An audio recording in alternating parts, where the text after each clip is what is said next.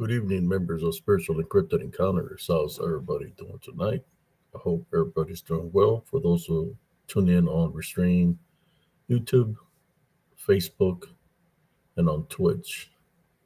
Also, for those who follow my showreel TikToks under HCS895, good early morning. Running late tonight, but it's okay. I figured I'll do a late night owl live feed. Tonight's topic is maintaining a love foundation, a heavenly love foundation always. Hope everybody is having a good evening.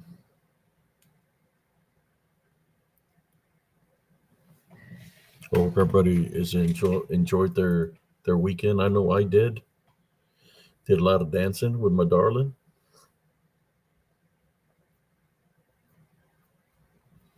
Went out to a dance. The band was real good, and we danced all night long.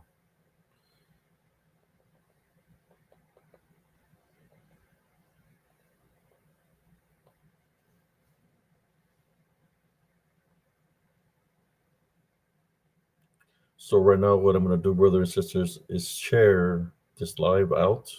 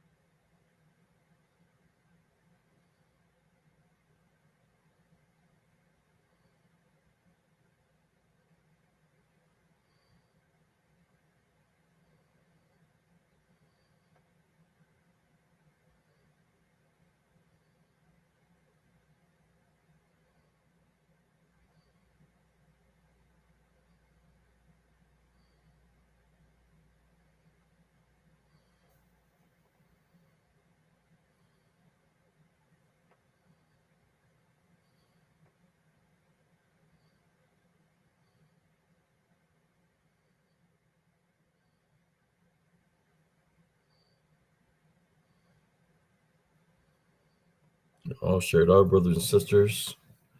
What do we got here? I think I need to share out one more.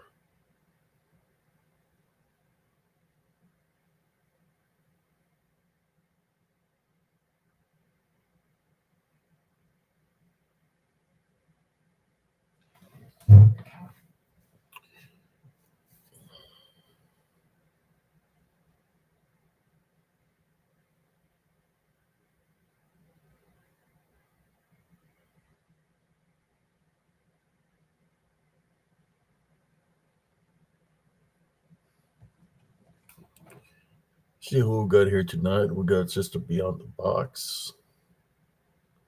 We got Sister Luna Wolf,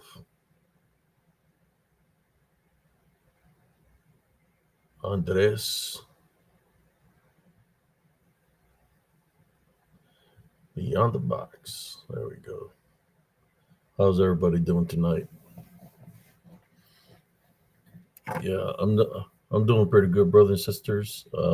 Went out last night with my wife, and it was a good night of dancing. Uh, there wasn't that many people that showed up to the dance, but I mean, when you have all the dance floor to yourself, that's even better. So we made the best of it. That's what we always do. We had an awesome time out there dancing. When you do something good for yourself, like cardio, dancing is cardio. It's just gonna keep your body getting stronger and keep on going. We used to go dancing every Friday and Saturday. Plus the work. She works, and then the workouts that I would do. Uh, yeah, it's an awesome feeling when you go out there and go dancing. I do need to implement cardio on my own, which means I need to start walking and doing something so I can get more agile out there on the dance floor. But I think we did real good, regardless. It's not like they bring a dance. At one point in time, they used to bring bands almost every weekend, and we'll be there every weekend.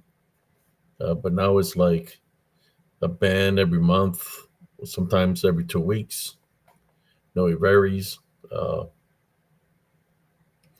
but maybe we might need to travel on Saturdays and go somewhere else.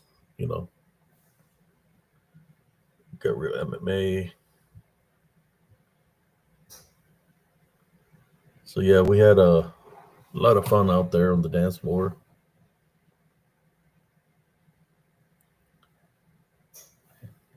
I think last night after I came back, you know, I was aside and I heard like seemed to be like a lechuza, either a lechuza or an owl or a bat. Something made a screeching sound right above me when I came back home from the dance. I looked up, I didn't see anything. You're not supposed to look, but I still looked. I looked up, it was a loud screech, but I didn't see nothing. So the only I did is did the sign of the cross, prayed against it. But yeah, that was a screech up in the sky when I had taken my dog outside last night. But besides that, there is all kinds of critters out there and other things that bump in the night. We got real MMA. I try my best. Uh, I'm focused on the things that I need to do and stuff like that. Um, Trying to maintaining a heavenly love foundation daily. But then when you cross and you see that somebody's talking about you and you ain't saying nothing about these people, you're just trying to move on forward and stick to the show, and then they want to put your name out there. You know, I guess because uh, I'm affiliated with brother Josh Turner. They're my friends. I support them, and vice versa. Consider them to be friends. Uh, I don't know. Sometimes people they lose reality. The person that I'm speaking of, I'm not going to mention his name. The only thing I know is this individual. You know, he pretended to be a friend, but he's never been a friend because he's never liked me in the first place. He's done bad mouth me, but I forgave him. I forgive people daily. But then, he wound up getting sick with, I guess he's diabetic or something, and he was supposedly real sick and all this stuff. But he's got other problems besides diabetes, uh, which I'm not going to say, but I'll just say it's uh, being on the bad road. Um, you want to talk about drugs? Well, you could say drugs. Would you say it like that? Pharmakia demons. Uh, he wants to bring me into the picture when I even prayed for this guy, because like I said, I forgive people daily. I prayed for him when he was in the hospital, when him and his wife were in the hospital, and put him in prayer because that's what we're supposed to do, right? And then he wants to continue to. He gets better, I guess, because they control his blood sugars. That's what happens when you drink soda every day, right?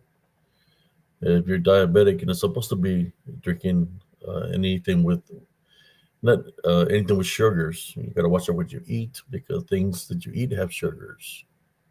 Noodles, rice, bread, tortillas, uh, many other things. Even vegetable, even fruits have sugars. So you have to be careful. But I just want to say to this old I'm going to call him Old Yeller because he's an old fella. And I'm just going to call him Old Yeller. So look, Old Yeller, uh, this to Old Yeller. I never knew you in the past ever. I never heard about you. You say You've had 30 years of experience of dealing with Bigfoots and all this stuff, and you want to put my name in your mouth. I'm just here to tell you that I really don't care, you know, uh, what you say about me. I really don't care. I'm going to tell my Heavenly Love Foundation. If you want to debate, come debate me here on Spiritual Encrypted Encounters. You say you want to talk about certain things. Well, let's talk about it. I'll do an open mic here tonight. If there's anybody from his camp, call this individual. He said he wants to debate people. Come debate me here on Spiritual Encrypted Encounters, and the truth will be revealed about you. That's all I can say. But don't be having my name in your mouth if I done prayed for you when you were sick, and you still want to have my name in your mouth. How can you blame people? How can you blame anybody for things that you do to your body? First of all, you knew you're diabetic, and you had to have a Coke a day, a Coke and a smile, and the Coke and a smile almost got you. So you inflicted that upon self. Only God knows what else you've done to yourself. But then you want to blame everybody else but yourself. You know, look in the mirror and blame yourself, because nobody's doing nothing to you from here from Spiritual Encrypted Encounters. Nobody's doing nothing to you from Paranormal Roundtable. You're doing it to yourself.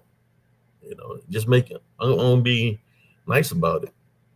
You're making an ass out of yourself when you assume. All I'm saying is keep my name out of your mouth. Uh, you said that. I think you said, "Where's your people? Who's going to defend you?" It's kind of like we don't like playing games. I don't like playing games with individuals. If you caught a problem with me, and you think in your mind that you can handle something, I'll settle it with you with the Heavenly Love Foundation. If that's what you want. Enough is enough.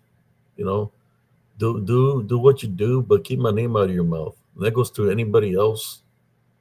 If you don't like the content here on Spiritual Encrypted Encounters, move on. But you're not going to affect my Heavenly Love Foundation. That's going to remain with me always, and that's what I do. You know, um, I was talking about you. You want a platform or 50 years of experience, blah blah blah. I got the scars on my face, man. I got the scars on my face that I had to live with daily, of what I battled spiritually when I was a kid. I have to deal with the scars. I have the scars on my face to prove what's happened to me, and I've been fighting spiritually since the age of 3, or possibly even younger, but the age of 3 for sure. And I have the scars on my face where they try to take me out. I am 56 years old, so I got 53 years of spiritual experience, because I've never been the same when I got open into the spiritual aspect of things, the spiritual realm. I've got 53 years of experience, and I'm still kicking. Right? You want to put numbers out there. I've been doing this for a very long time. We might have something in common. You say you're diabetic, and you're the ones drinking the Coke, and you blame it on everybody else that somebody's doing witchcraft. Well, I'm diabetic too, and I ain't blaming nothing on anybody. No, that's what happens when you get older. Well, you're gonna blame every condition you get. You're gonna blame it on people. Everything that's wrong with you, you're gonna blame it on somebody. No, that's dealing with you, man. If you have a don't take care of yourself, things are gonna happen. You have to take care of yourself. You can't be blaming people about if you're having diabetic problems on people saying that somebody's doing witchcraft on you, that's ridiculous. That's ridiculous.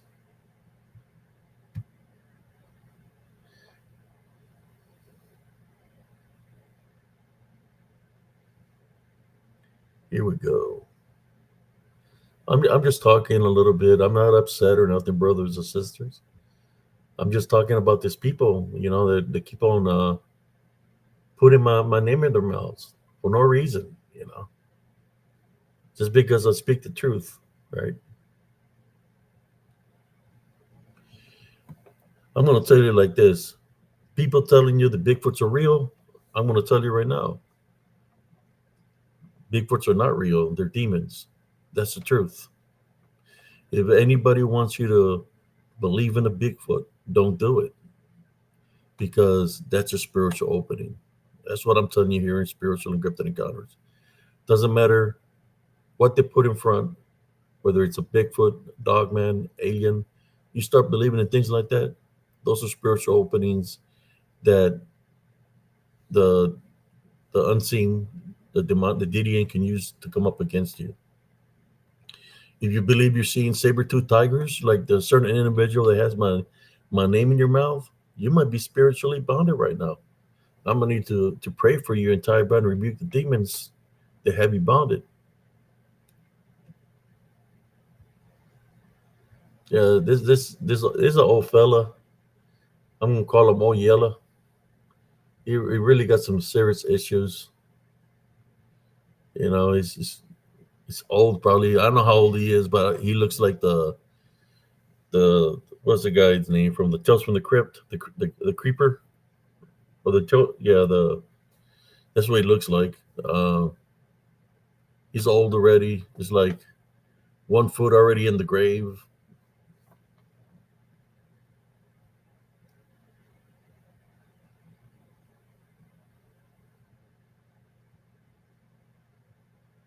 I'm just here to letting you know that they're not real. So somebody got to speak the truth.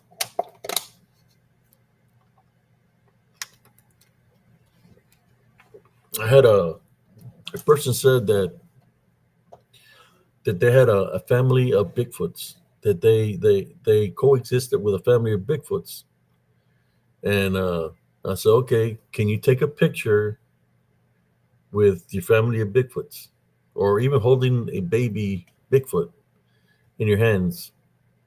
Their cop out was, well, I can't do that, but because I have to protect the family, right? If the government finds out that there's a family of Bigfoots here, then they're in danger, or the hunters will find out and they'll be in danger.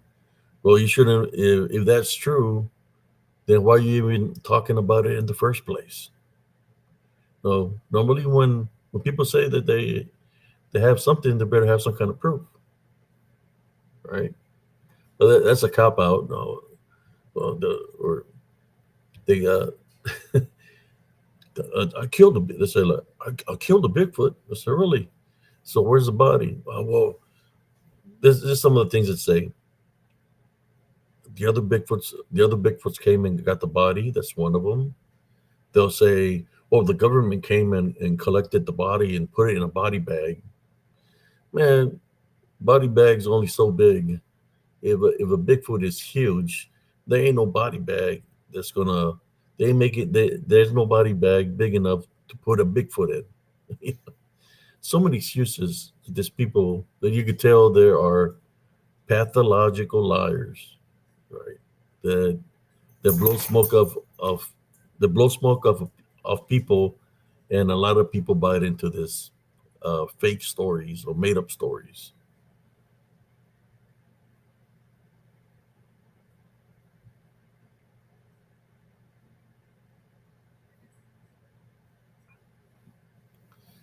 Yeah, so yeah, these individuals, man. I guess they torment. Uh, they go back and forth with Paranormal Roundtable. I haven't said nothing about these fools in a long time, and they keep on bringing my name up. Keep on bringing my name up. Like I said, I don't got time to be playing games with these fools, and I'll leave it at that. I know they like coming trolling me all the time with the fake profiles and stuff like that.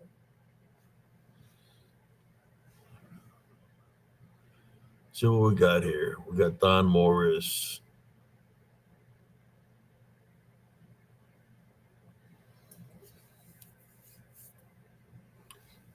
Yeah, like I said, I tell people that they say that they kill a Bigfoot. Show me the body. They cannot show me a body. That's that's how ridiculous some of these individuals are. You tell them, show me a body, they can't. Now, are, are they seeing things? Are they hearing things? Possibly. But just because they're seeing or hearing things doesn't mean that they're hearing the flesh. To me, they're the DDN, disembodied demonic Nephilim, that they are able to manifest into reality for short periods of time and disappear.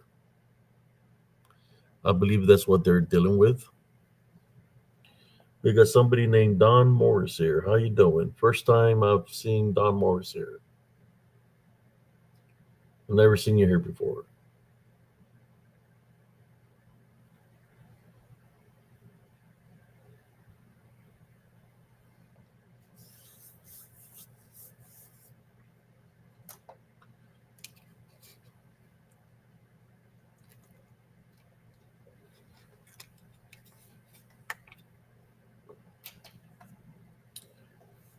A dark shadow at nighttime will look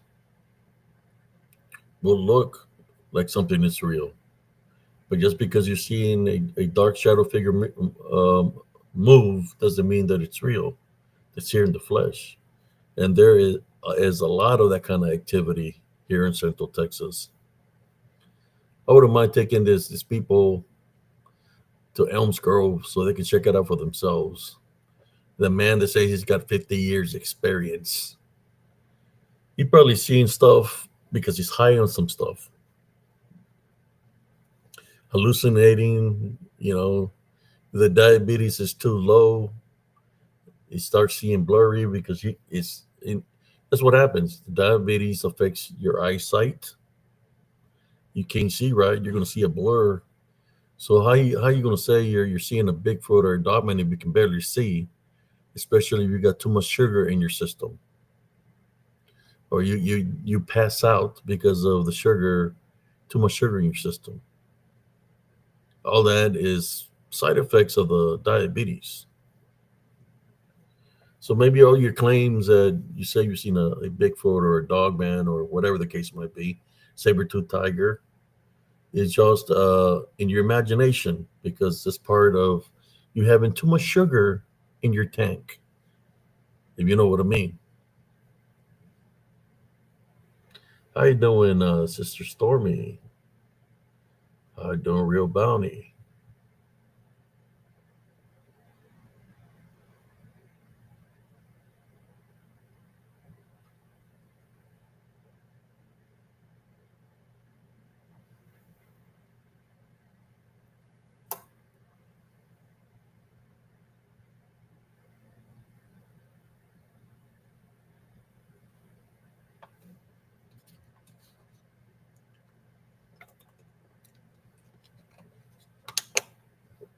We got Yiz Mizzle Productions in the house. How you doing, Yiz Mizzle?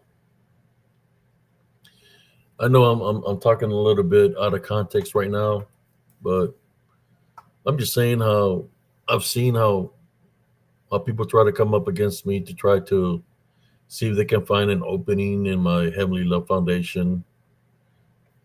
I can say and address somebody and still maintain my Heavenly Love Foundation. That's no problem. The only thing is, some of these people have prayed because I've seen danger around them spiritually. One of them, I prayed and something happened to him, and what I witnessed because I'm shown things. The heavenly, that's a test for me. So something bad happened to this guy, and I prayed for nothing to happen to him, right? Because this the Heavenly Father will want us to pray for our enemies. But at the same time, uh, that I know that this guy's never going to change, and he's going to continue to be on the path that he's on, uh, I'm going to move on, and I'm going to pray for those who truly need prayer. And I'm just saying that right now, that I did pray for an individual that's come up against me in a negative way because I've seen something bad happen to the individual. But from now on, he's done shows his path. So whatever comes his way is going to come his way, and I'll leave it at that. Uh, but I did pray for him one time because something very bad is going to happen to this individual. Whether it's going to come to for whether it's going to happen or not, I don't know. But I did pray for him.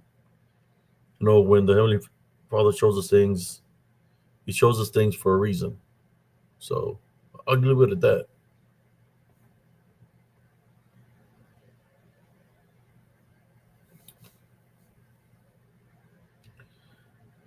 Well, sometimes whoever's you're tuning in, people are going to be how they are, no matter how much we speak to them, no matter uh, how much I talk about a Heavenly Love Foundation, Jesus Christ. They're going to do what they do regardless, and there's nothing that's going to change their path in their life because they've already chosen what path they want to be on. So that's why I kind of left a lot of people alone and not even though that they say bad things about me, not address them. It's not worth it. To me, it's not worth it. At one point in time, yeah, I would address them and tell them maybe what Sarncias would speak to them, and Sarncias is different, right? Not that I have a alter ego. I used to be a sergeant in the military. Sarncias didn't play no games. It's like either we can talk about it or handle it a different way, right? Those Sarncias. But to me, these individuals, they're not going to change for nobody. They cry wolf all the time. They cry wolf like they're victims of something, and then they go continue to do while they're crying wolf, they're messing with somebody at the same time. So those are the characteristics of those individuals. In saying that, there's no difference in the DDN, or should I say, las brujas and brujos, witches and warlocks. They use the same tactics. The crying wolf. One of the things that they'll ask you is if they're targeted spiritually, they'll ask you something pertaining to where they're targeting you. Like, for example, hey, how's your leg doing? Or how's your back doing? How's your shoulder doing? They're telling you that you have to see what you tell them. See if you say, hey man, how do you know about my shoulder? My shoulder's been hurting some. How do you know about my back? They just want to know if what they're doing to you is working. So that's how they come up to you and say certain things of that nature. Spiritual warfare is very real.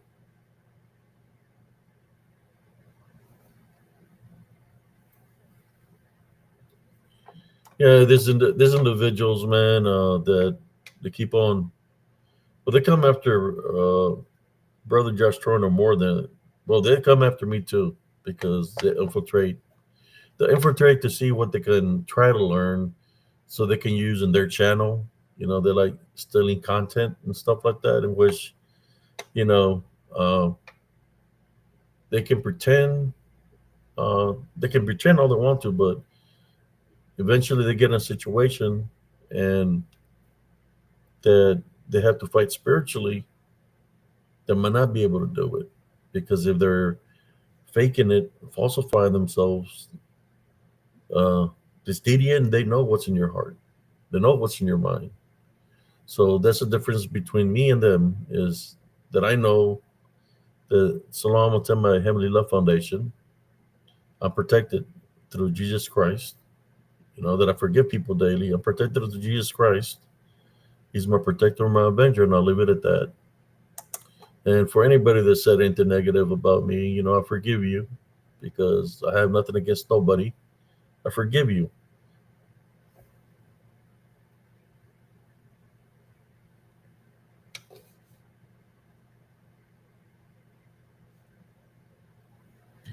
That's what they do, sister. That's what the enemy does.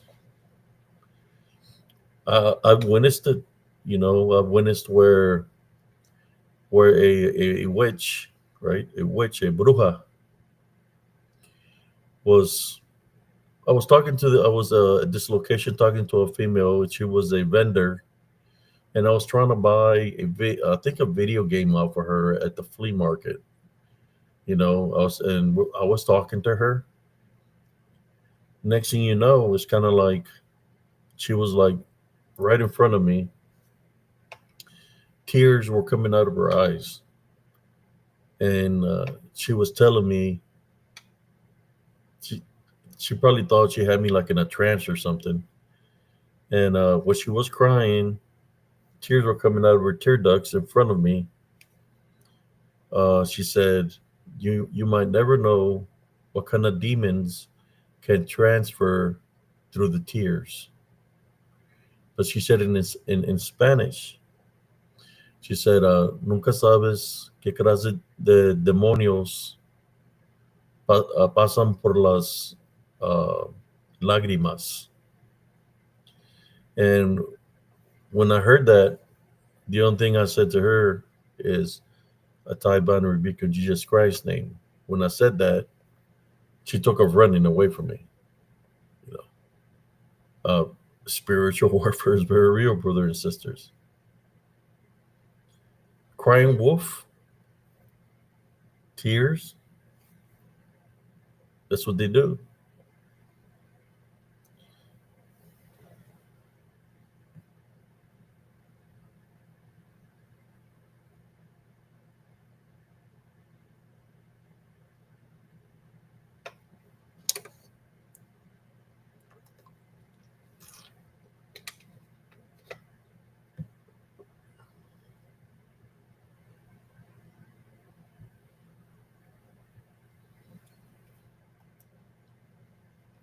That's what people like that do.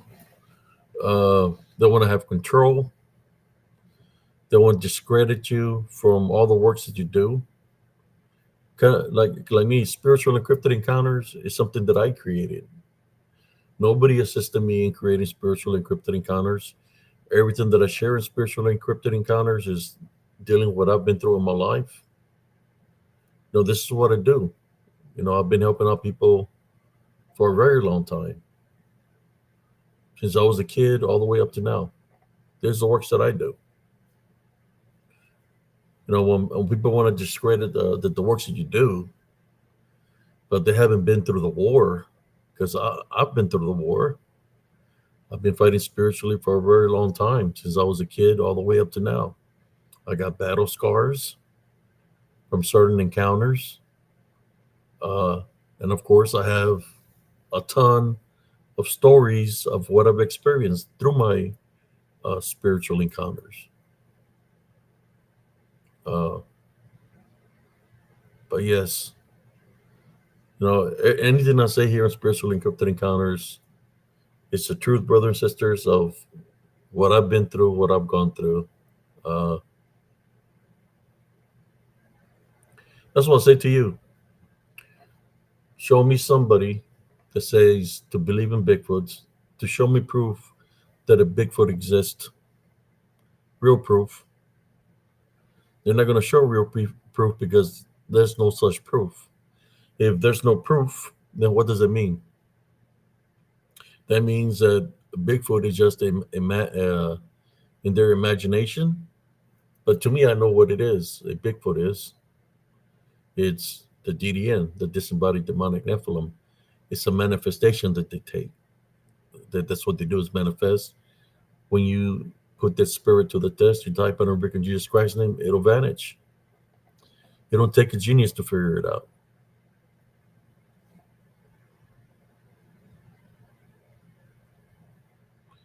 Don Morris says, they have tried to turn my sons away from me. Sorry to hear about that, Don.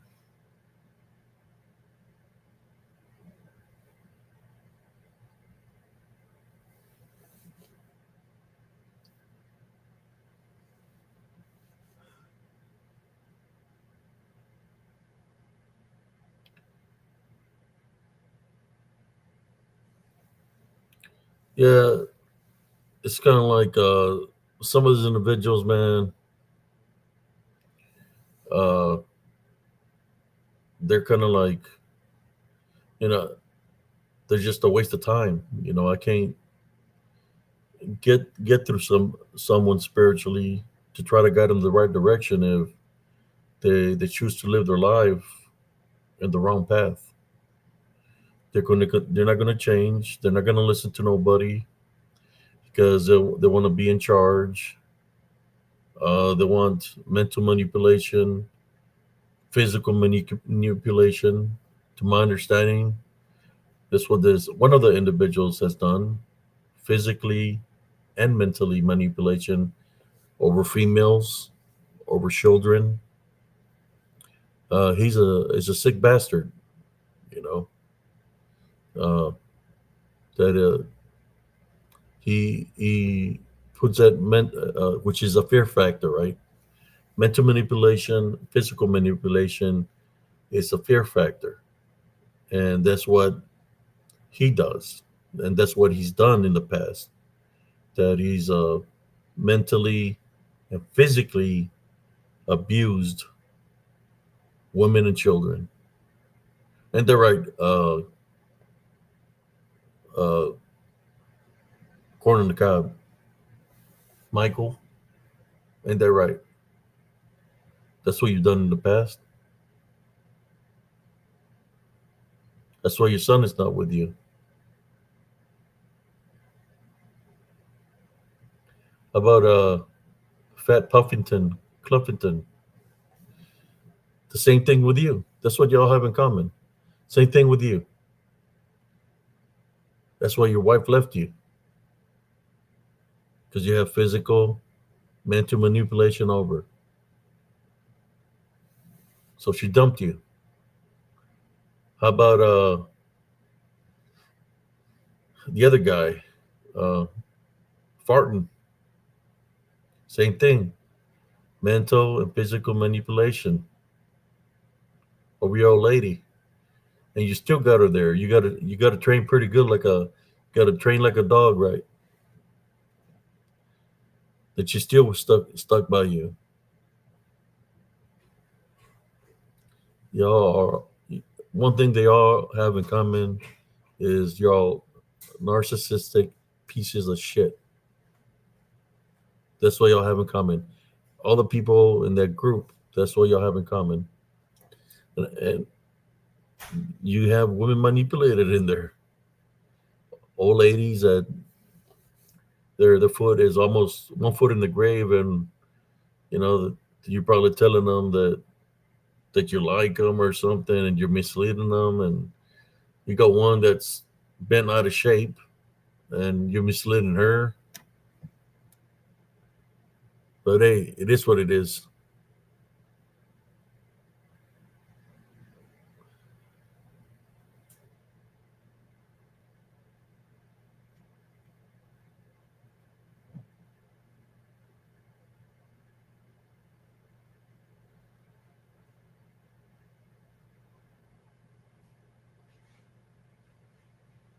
How you doing, Sister Madeline Chap?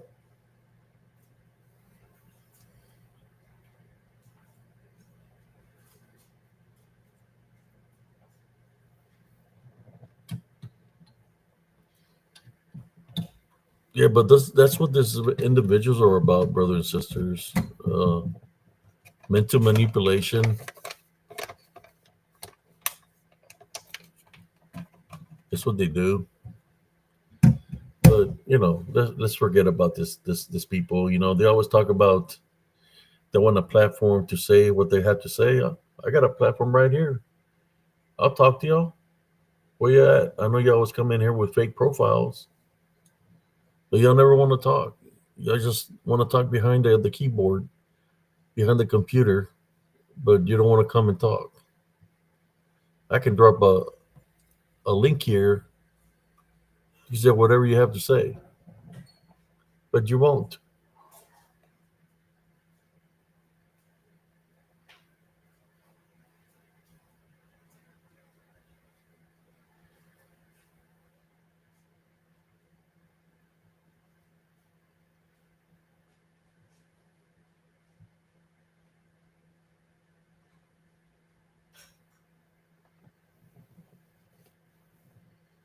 The only thing I say to the people is not to be going back and forth with negativity.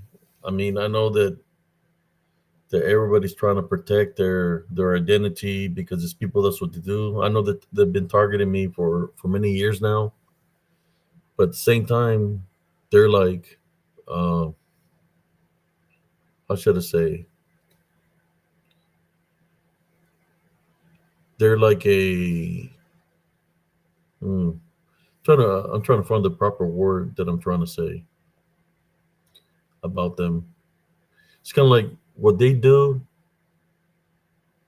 what I go through in my life, fighting spiritually, is minute, is small compared to the bigger things that I do in spiritual encrypted encounters. And I'll leave it at that. If you're here with a fake profile, hit me up. I'll drop a link. Come talk to me. I don't know how many times I've done that and they never showed up,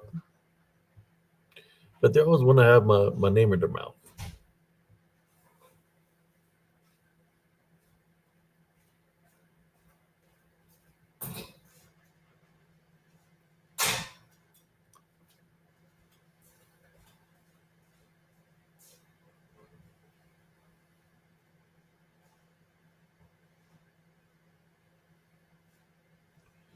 The reason I say not to be going back and forth with people, especially if it's negative things that are going back and forth, is that's what the unseen forces like. If those individuals are doing witchcraft, practicing witchcraft, part of a cult, or doing witchcraft towards you, that's the opening they use to attack you spiritually. If you fall into the game that they're playing, that's what they use to attack you. So that's the only reason I kind of like stop going back and forth with these individuals because eventually whatever happens to them, it's going to be out of their own. It's going to be their own fault, right? Because I don't accept any form of negativity.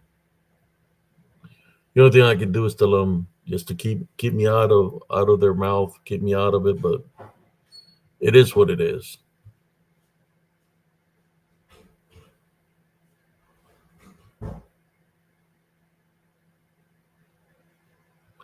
Yeah, I know they're cowards. Uh, I remember one of them. I think I've always had people threaten me, saying that they're going to come do this, come do that. I say, okay, whenever you get in town, let me know, and I'll meet you somewhere so we can handle whatever problem you got with me. And they don't contact me through Messenger. They don't come ring my doorbell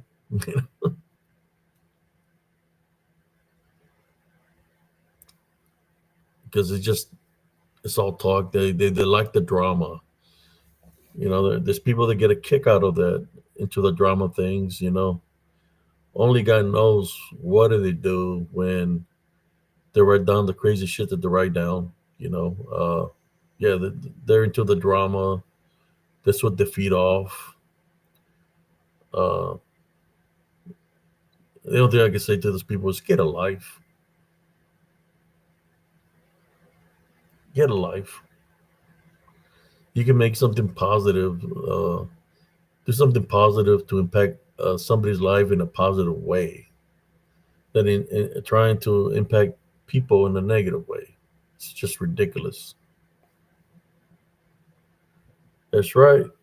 That's what they are, Sister Madeline. Uh, in other words, they're like pussycats.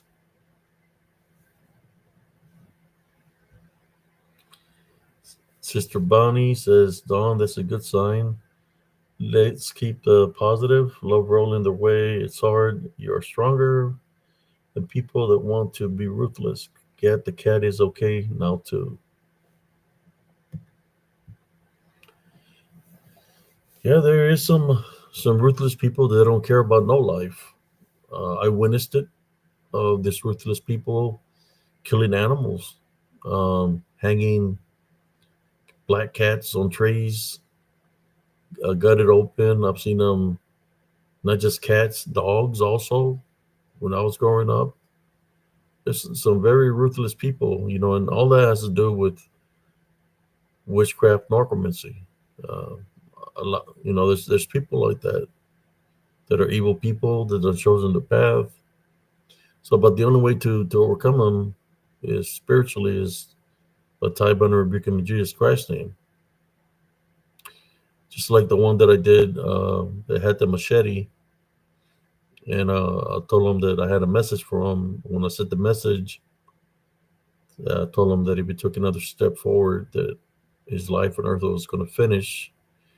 He tried to take a step forward and swing the machete at me, and he couldn't, because the Heavenly Father had full control of him, which I was able to get to safety. This I know how great the power of the Heavenly Father is.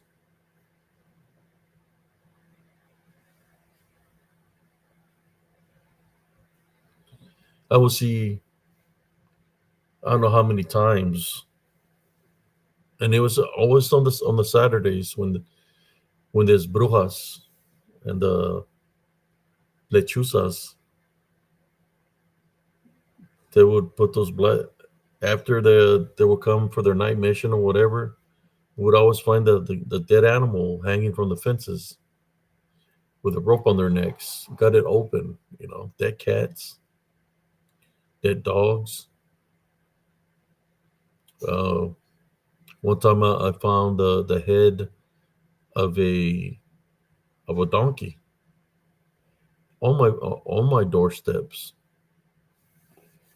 and somebody placed it there on front of my doorsteps. And at that time, it was just me and my brother and sisters living together.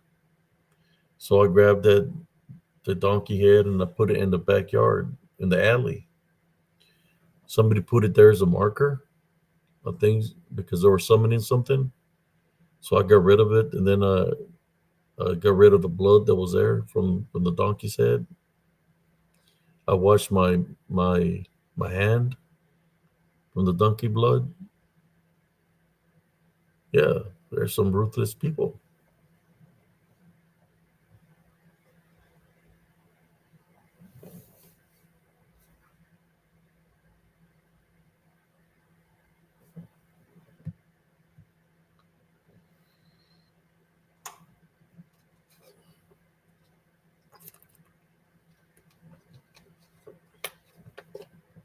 I've been fighting like spiritually, literally all my life, brothers and sisters, all my life.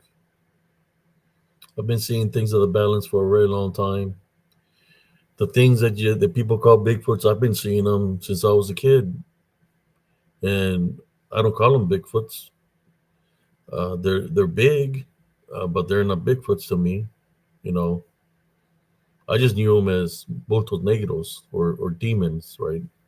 Bultos Negros would mean a dark shadow, uh, but they have red eyes, in which when it lunged at me when I was a kid, it was like smoke, but it was spirit, a dark spirit.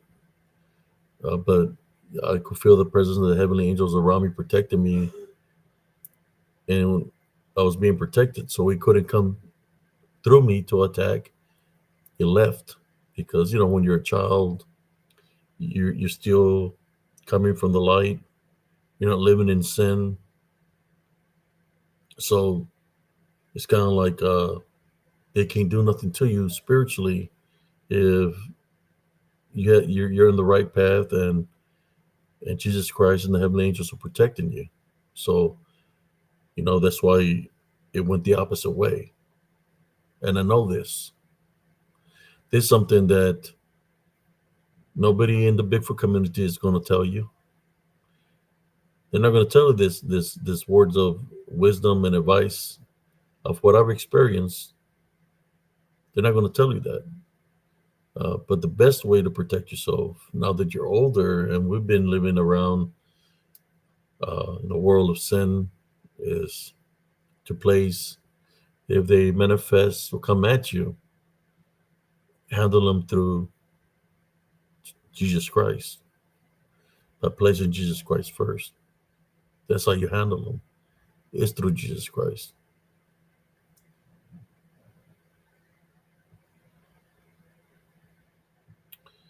Yes, I have the home is still standing, but it belongs to somebody else now because my father is now in a, I guess like in some kind of healthcare place where they took him in and they said that he had to sign over his property because he didn't have money to pay him. But I think they kind of tricked him because he does get Social Security on all that, you know. But he signed over the property to them, but that's okay because we don't want to deal with the property, yes, but it still stands. I got a picture that I can share if you want to see uh, from a distance how this how big this well, I'll call it DDN, how big they are, because the closest I'll get is through satellite, you could say. So I tracked down the house where I live, and I was checking it out through the satellite, and I seen something in the picture where the thing is standing there in the back, where the dead cats, they will hang the deck, the cats on the fence, and where I seen that the big dark shadow figure that had lifted my grandfather. Uh, is still there. I believe there might be a portal there. But if y'all want to see that picture, give me a thumbs up and I'll share it with y'all. So you can see how big the dark shadow figure is. No one would talk about DDN or the Nephilim, they're giants, right? Well, I got a picture of one of them from where I used to live. Let me find it for y'all.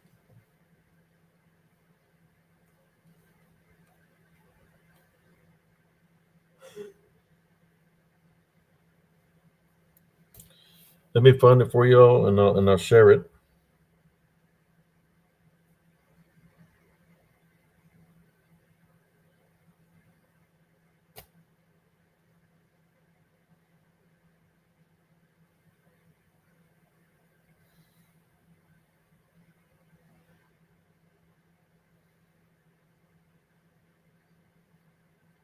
Real MMA wants to see it too. All right, let me find it. I was viewing it the other day.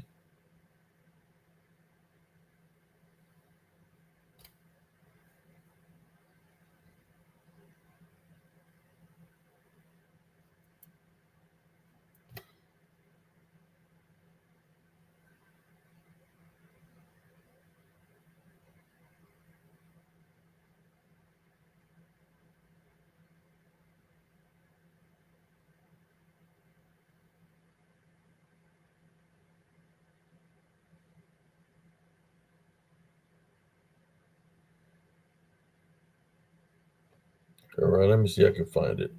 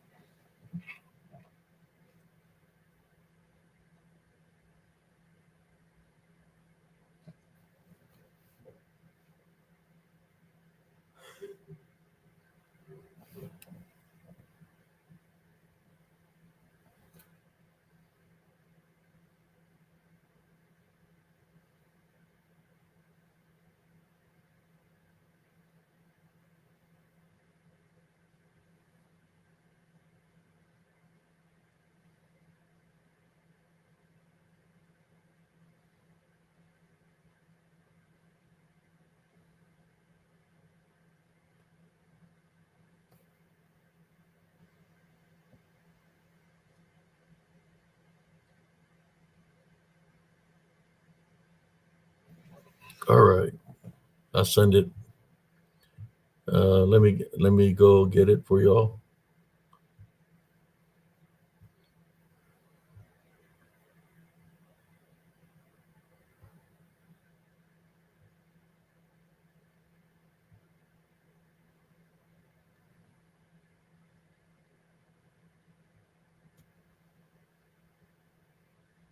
Here we go. Let me share it with y'all.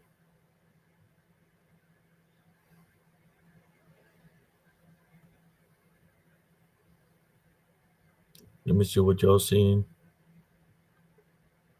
Okay, that's as big as I'm gonna get it right there for right now. This is where I used to live right here in this house.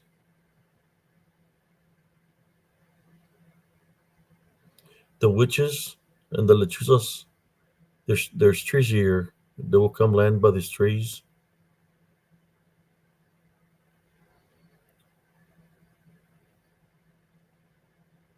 Well, as you can see by this picture, where I'll find the dead cats was right here by this fence. They would hang the dead cats here by the fence. When my grandfather had the incident, was right here in this area. There used to be a chicken coop, but right here you could see it. You could see that the dark shadow figure is still there in that area because it's massive. It's big, just like I remember it how big it was, and it's right here. It's a big figure right here. Let me see if we take one step closer.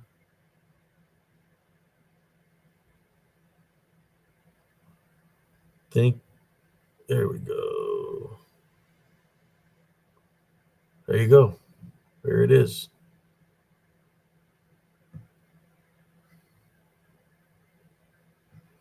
But this is how big it is. It's huge.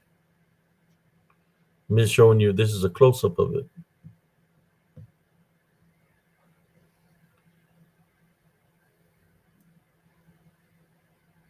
So tell me what y'all think about that, brothers and sisters. I put the regular photo. I could probably make it look bigger than that. Uh,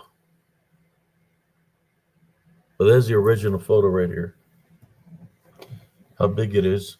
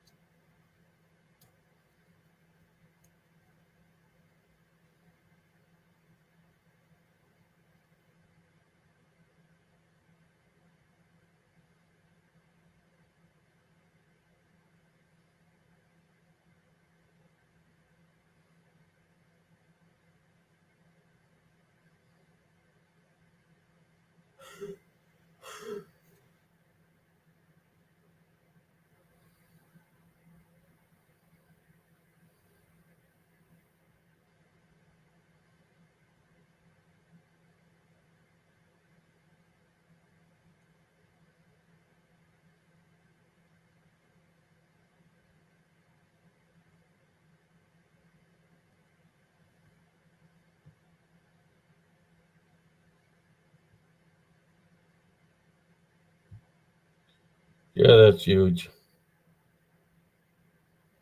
I'm gonna take a close up of it so I can send it to y'all.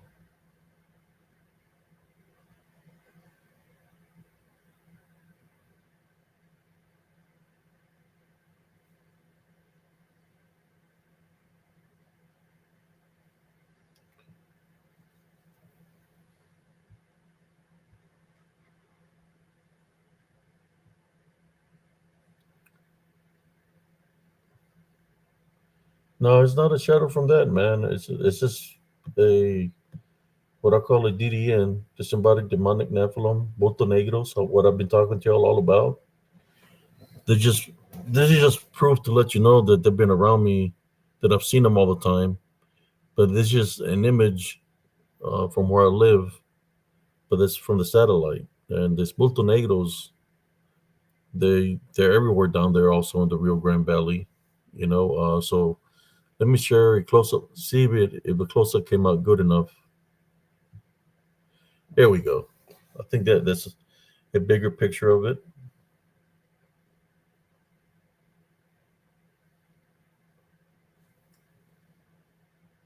How big it is. This demon or DDN, whatever you want to call it, it's huge.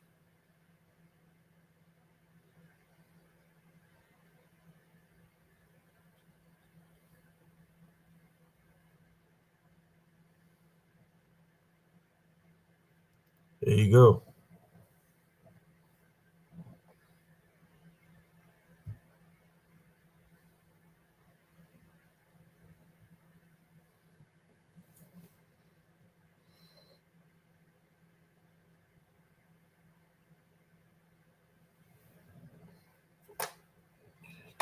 I used to see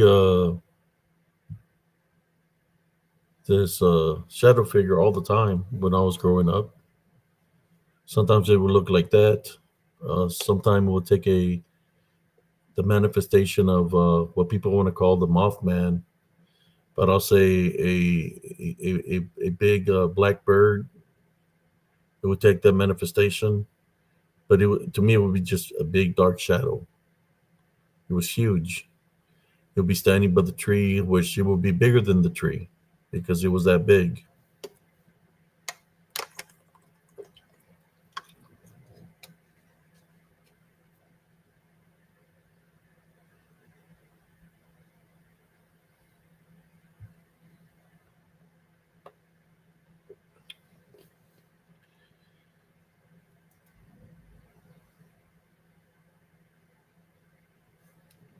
Yeah, there's no way that that shadow should be there because there's nothing giving it, no kind of nothing around there,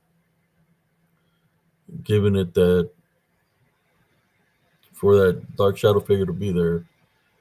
There's nothing casting a shadow like that, and for that, I'll show you the regular picture, which is this one.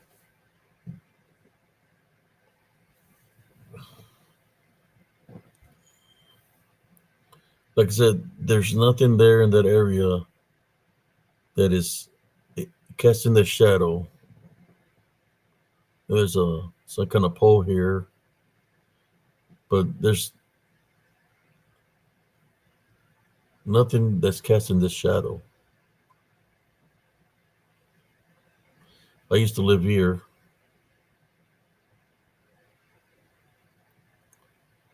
I mean, could this be possible spiritual openings? I don't know. To me, I would think it's a shadow of how the sun is hitting it, right?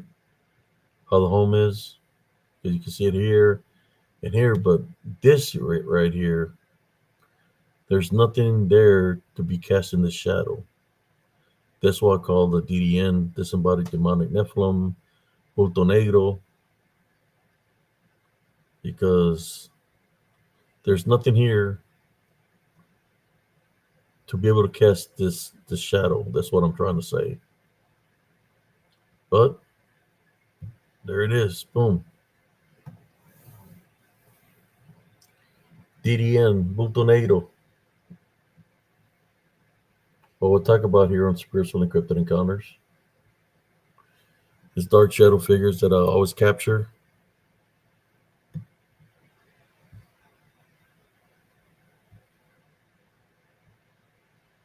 So the only thing I'm saying is that I'm more sure that people do see something, and especially at nighttime, right?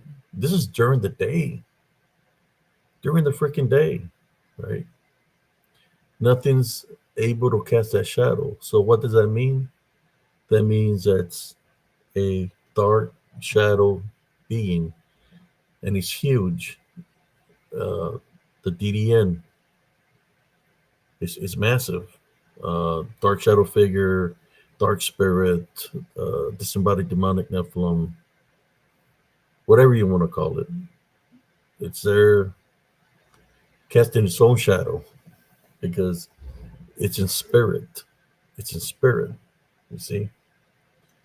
So if it's in spirit, you're going to see something, and it's an unclean spirit. It's like a dark entity, dark shadow, dark spirit. So it will look like a dark shadow. That's what I'm trying to. So when people see these things at nighttime moving or whatever, at nighttime it will be darker than night. So you would think it's something that's real. This is a proof that I'm showing you that it's not something that's real. That it's literally a spirit, a dark shadow spirit. That's what they are. Nothing of the flesh. And I'll submit this as evidence to anybody in the Bigfoot community or paranormal community. I submit this as evidence that they are spiritual beings, unclean spirits, demonic spirits, but they're more spirit than a flesh. I submit this as evidence. Whoever wants to debate with me, they're more than welcome to come debate with me. But I submitted this as evidence because here we go. What is casting that shadow?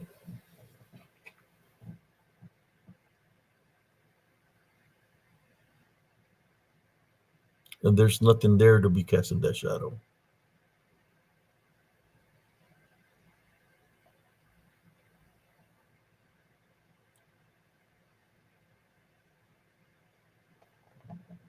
When I submit this as evidence, there's nothing there that's casting the shadow. That shadow is a not a living, a spiritual, a DDN, the spirit of a DDN, disembodied demonic Nephilim.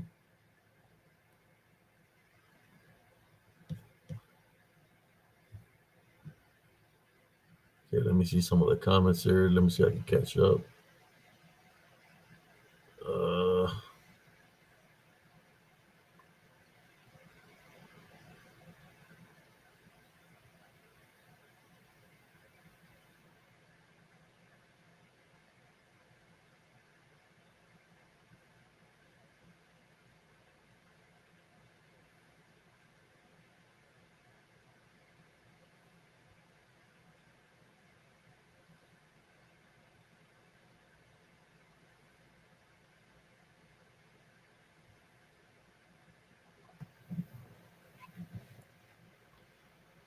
there we go. So basically, what I'm saying, brother and sisters, is when I hear people say that they killed a Bigfoot or a dog man, and there's no body, but they said that they shot it because they seen it. What if they were shooting at a DDN? Did they seen something that was there? They shot it, and they said, "Oh, I killed it! I killed it!" But you can kill something that's already dead, that's in spirit. That's all I'm saying. I mean, maybe they did see something, but I don't think that what the scene or the shot or they thought that they killed is something that was in the flesh. I believe is that they can come and go into reality uh, in a matter of seconds to make you think that you shot that you killed it, but there's no body because it's not something that's real. It's something that's in the spirit.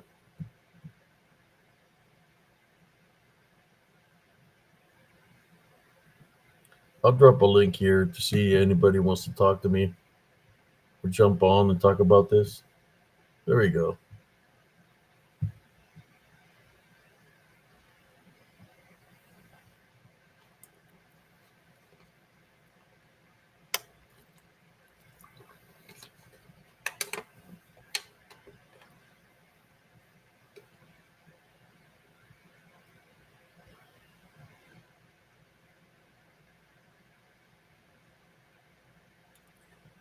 Well, yeah, that's an opening, Sister Madeline. If somebody Normally when somebody shoots to kill, well, that's an opening. Why would it be an opening? Because when they're shooting to kill, that means that they don't have love in their heart. So that will be the opening that the DDN can use to attack the person spiritually. Is because they're not using love. When they're shooting to kill, is because it's exactly what they're doing. They don't. It might take a manifestation, so they're shooting to kill. But when the bullet misses, they can erase all their clips and all the bullets miss. That shadow figure, unclean spirit, disembodied demonic Nephilim, can possess that individual at that time. Not just possess, it can come and attack because the person has left as a spiritual opening of belief, thinking that it shot at Bigfoot or shot at Dogman. And most likely, those individuals that say these stories, I would say they need prayer to get rid of the negative attachment that's in them and free them from the bondage because that's what they do. They bond people with spiritual openings.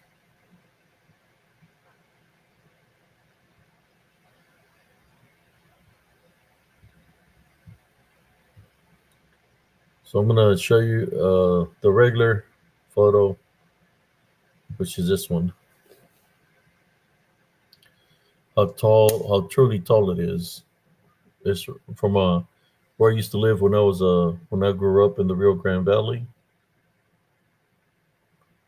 It's where I lived, and there's this big image here, huge.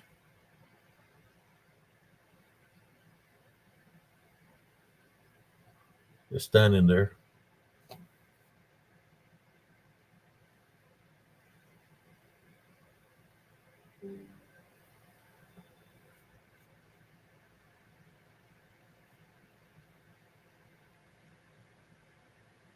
So this was the trees. There's trees here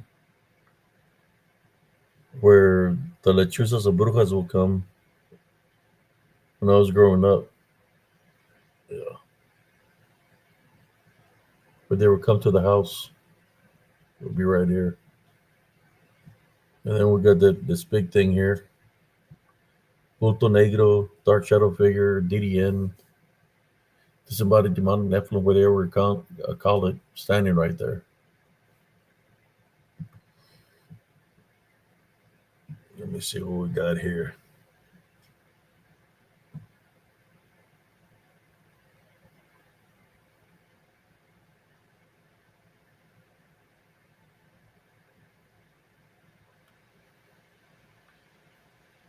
So, what do you think about the bunny honey bear? How big that one is? How you doing, Sister Monisha?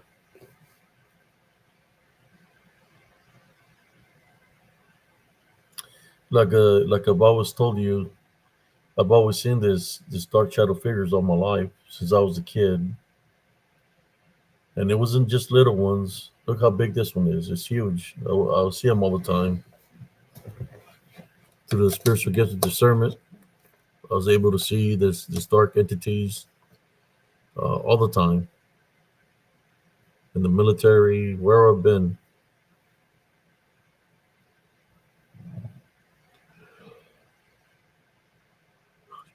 My brother has witnessed them also. He's been witnessing the ones that are here in Central Texas, where I live.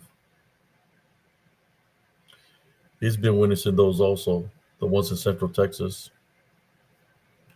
Whether you want to call them shapeshifter skinwalkers, shadow figures, whatever, they're around here.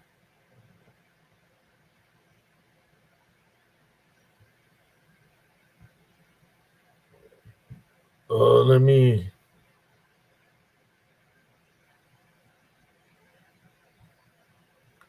Let me drop another one, brother. See if it does anything.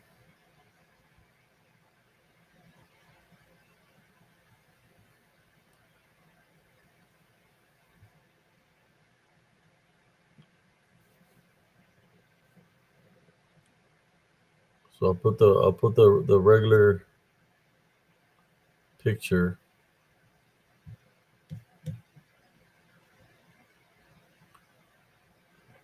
See. I'll drop the link here, or let me try to refresh it. Let me refresh the link.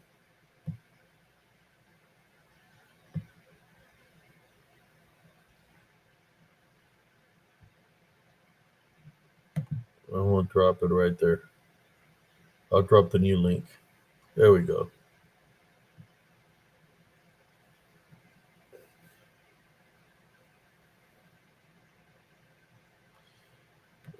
No, this is not a pic. This is a satellite picture.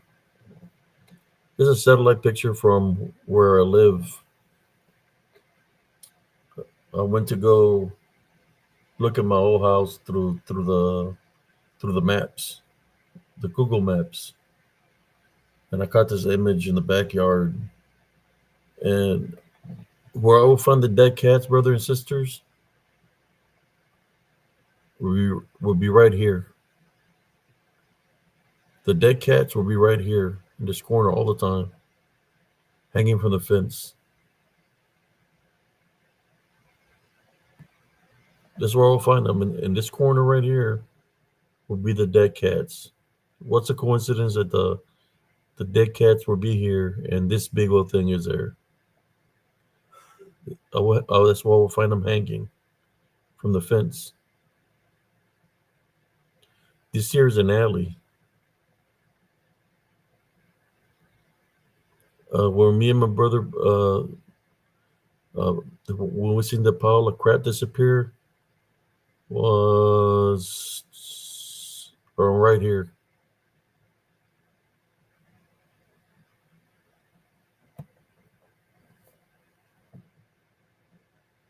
Let me go back to the other one.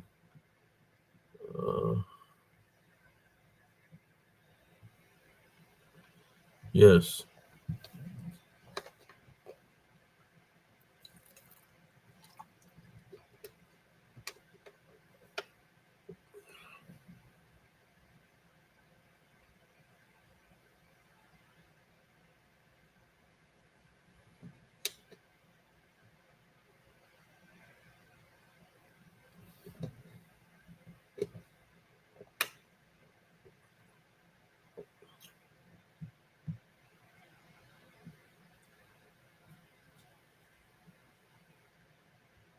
Yes. That's that's the house where I grew up. The one that says 930 is this house here where I grew up. He grabbed me from around. There's a window right here in the kitchen. He tried to take me out the window from here, but then on this other window, on the opposite side, is where I got scratched on my back. I got scratched on my back here, where the lechuzas and the brujas were beyond the trees, and he tried to take me out of the window here in the kitchen. In the kitchen.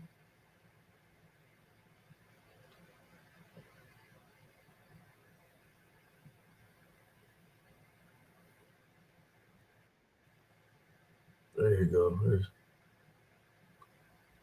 Oh, I seen him there. How you doing, brother? How's it going, Abe? Good to Not see you. much, man. Just doing a quick live. I say let me just talk out a little bit. Addressing some issues of people still talking about me. I don't want to deal with them because their own news or whatever. Now sharing this picture. What do you think about this picture? It's something. I mean, I was pointing out the different shadows, because the first thing my eyes go to are the shadows from the houses, Mm-hmm. and you don't see that in the area of the shadow being there. Mm-hmm. And the poles are throwing me off too, because those don't seem to have shadows if those are poles. I don't know what I'm looking at with those two lines there, but I can clearly see a humanoid figure just like kind of, it's like making its way like this. Yeah. I was telling the viewers that when I was growing up, this is where I found the dead cats hanging from the fence, Oh wow. in which I'm thinking there's a portal there because this is where we found the dead cats hanging from the fence. And when me and my brother shoveled and put the pile of shit in the alley, this is an alley. It disappeared, but I'm thinking there's a portal here somewhere. But my grandfather, we used to have a chicken coop right here, and that's where my grandfather got attacked by a dark shadow being, which is, I believe, this one. It But sounds like it. yeah, it happened right here in the chicken coop. That he had him elevated up in the air, scratching him like a form of possession. But but it's right there still. Till I was like, man, what is it doing there? That it's still there. Is there a spiritual opening or what? Is there a portal? But it's like maybe I don't know. It's still there. This is off of satellite imagery because this is where I grew up. If you to zoom in, you can see the trees that are here on the side of the house. It's where the witches and the lechuzas were set, and I would throw rocks at them. But yeah, it's right there, man. It's pretty big. When I talk about the DDN dark shadow figures, uh, then of course I got the closer image of it, but then I got the big one of it, close up of it. Yeah, that's a really good shot. Yeah. And like you could even see on the right side that line going up, it kind of breaks. So like I don't even know if that like what that is in the image.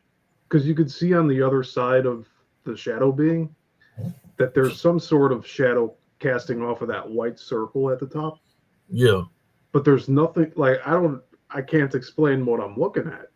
Like The, at least the from the like a things in the technical alley, standpoint. there should be poles there, power lines in the back here. Power lines.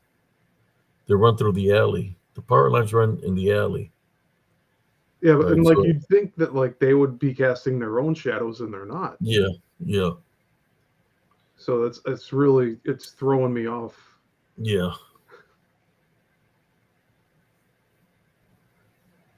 Because like on the left side in the middle, there's like a green like bush or something. You could see that there's also the shadow at the top, the upper right side there. But beyond that, I can't really explain what's causing that shadow to be there, unless it knew it was being photographed and it wanted to show itself. Do you think that's a possibility, or is it Well, just rolling along, just uh, not giving it a was care for it? captured in the satellite image. You know how they do the homes. I want to go look at the address. I can't remember what year this was, but when I seen that, it's like, yep, I recognize it right off the bat what it is because I've seen it before. So yeah, it would roam all around in the backyard. Freaking uh, there would be one that'd be running around the house when I was a kid. A smaller shadow being. I mean, could that be it? I don't know, but that's huge.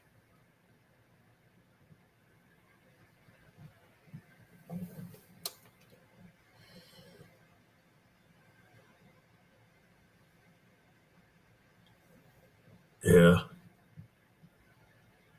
So how tall do you think this thing is roughly? Like 20 feet? Yeah, like I would say, yeah, like 20 feet, probably like 20 Because it or looks like it maybe would be, taller. I would say taller, yeah, like maybe like 25 to 30 feet because the its eye poles are pretty tall. its eye line would probably be like over the house roofs, right? Yeah, It does. It looks massive.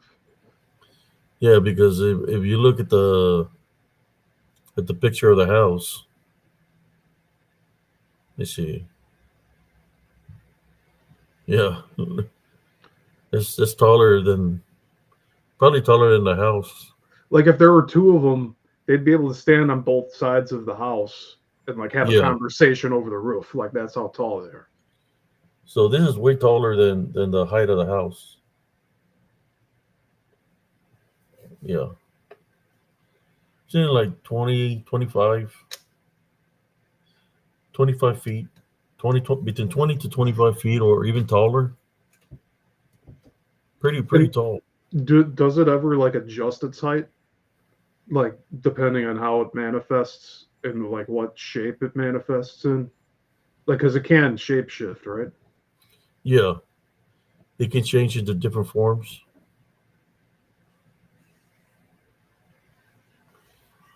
So I've been doing a lot of like investigations. Like going looking into the past of where I encountered, of course, where I had the battles in my home, which is right here, 930 West Main, the the Rio Grande Valley, where my hometown is. And when you capture this kind of evidence, that just a double stamp to me, that this thing's they just wasn't there then. They're still there now, you know, Yeah, because you can kill something that's in spirit.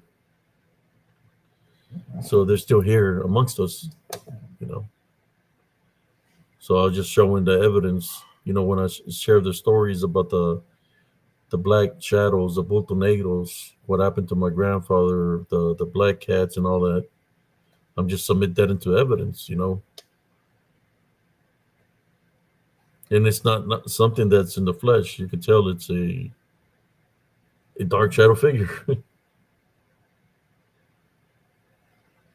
that has no shadow because it is a shadow. It's not exactly. casting. Yeah, It's not. It's not casting a shadow because it has no body. See,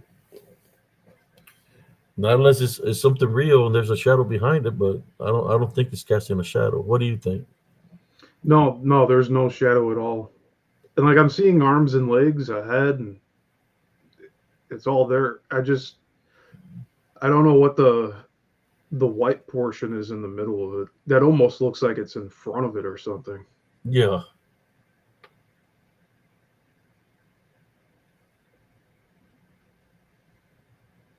could be one. That's what I think. It's one. Yeah, I just wanted to share that with the audience. You know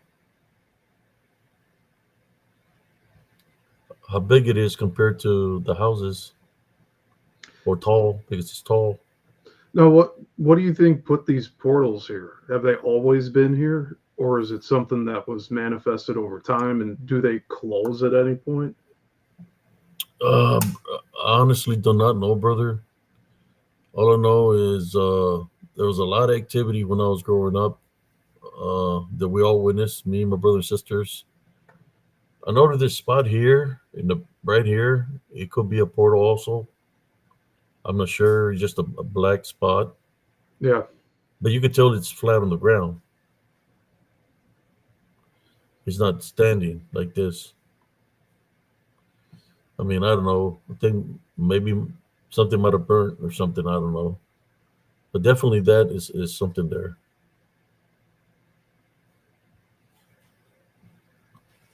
I just wanted to share that. That's where I'm from, my hometown, where I grew up. The woman next to us, she had a lot of cats all over her yard, on the trees, underneath the house. but she passed away a long time ago. But I just wanted to show people that when people talk to me about, they tell people in the Bigfoot community, they tell people they want them to believe that Bigfoots are real. And I said, don't believe that they're real, because if they're demonic, then they have the opening to attack you. That's what I tell people. I'm just showing you that there's something here that looks massive, could be as massive as a Bigfoot, right? But it's not a Bigfoot. It's a dark shadow figure. And it has a dark shadow figure doesn't cast a shadow because it's something that's in spirit. So if I were to tell you believe in the dark shadow, then I'm misleading you the wrong direction, because if it's demonic, that's going to attack you. I just want to bring awareness to the people that when somebody tells you believe in Bigfoot, believe in this, don't do it, because even they know that they're demonic. They just, some of these people, that's what they worship, man. Worship false idols and things that they know are demonic in nature. So their job is to lure people to believe in them. They know what they are. There's people that say they think they can control them. A demon will make you think you can control them for a short period of time, but after that, then it's going to show its true nature, what it's capable of doing. So there's a lot of people that think they can control certain things through witchcraft or necromancy, that think they can get something like this dark shadow figure to do their bidding or whatever. But everything has a price in this world, right? Yeah. It's a price to pay. Yeah, it could be your ally, because if you're summoning it or whatever, but then after a while, it's going to come after you, because the DDN, this Nephilim, you got to remember when they were here in the flesh, they did not like mankind. The roam earth without a vessel, which means no body. That they roam earth in spirit, in which they're an unclean spirit, because those are God's creations, but that's what they roam around. But there's a lot of people that believe they can control them, and a lot of those people are not here no more, because they've been taken out by them. I just want people to realize that the things are very spiritual real. But if I want you to believe on something, is believe in Jesus Christ, because he's the only one that can help us overcome anything of spirit. Is through Jesus Christ. I'll let you speak there, Brother Yezamizel. No, thank you. Yeah, I totally agree with you, because it's definitely spiritual warfare, and like we have to be prayed up every day. Otherwise, like you were saying earlier, you start having these negative thoughts. You let these openings manifest, and then these beings can attach, and they can attack you. I'm glad my father moved out of there, man, because last time I went there, he was a horde, and we were taking all the stuff out of the house, throwing it in the alley. And when I went to the first room where because my father, he's handicapped, he's missing a leg due to diabetes. We went to the front room, it wasn't him. His eyes were rolled back white. He's talking a whole different language, man. And I went into prayer, start, fighting against it spiritually, whatever had attached to him. And then he comes back to reality, and he starts yelling for my brother to help him. Like if I'm doing something wrong to him, when the only thing I'm doing is casting the unclean spirit out of him. So he don't live there no more. He lives another town. Just the place where they're helping him medically. He's got a room and stuff where they help him. So it's kind of like a nursing home, I guess, or something like that. So that's where he lives now. But he don't reside there, and I'm glad they don't live there because I think that thing right there in the back was the thing that had entered his body that day. You know, because if I could have recorded how his eyes roll back white, and the things that he was saying to me, you could see that something had taken over his body. My brother remembers, and he was like, my brother, he came in because he was screaming for him. When he seen him like that, he's like, "Oh hell no, let's get out of here." That's what my brother said. He said, "Let's get out of here." We got in the vehicle. We're leaving. We had already drove out of town. Looked at my brother and said, "Bro, I've never left away from a spiritual fight. Let's go back and confront it because if we leave, then it's showing it that you're fearing it." So and he said, "Well, if we go back, how we're going to overcome it?" I said, "Through a love foundation." So that's what we did. We went back. When we got there, my father was sitting in the yard, and he looked at us. He's like, "Hey, how y'all doing?" Like he didn't even know we were there, you know.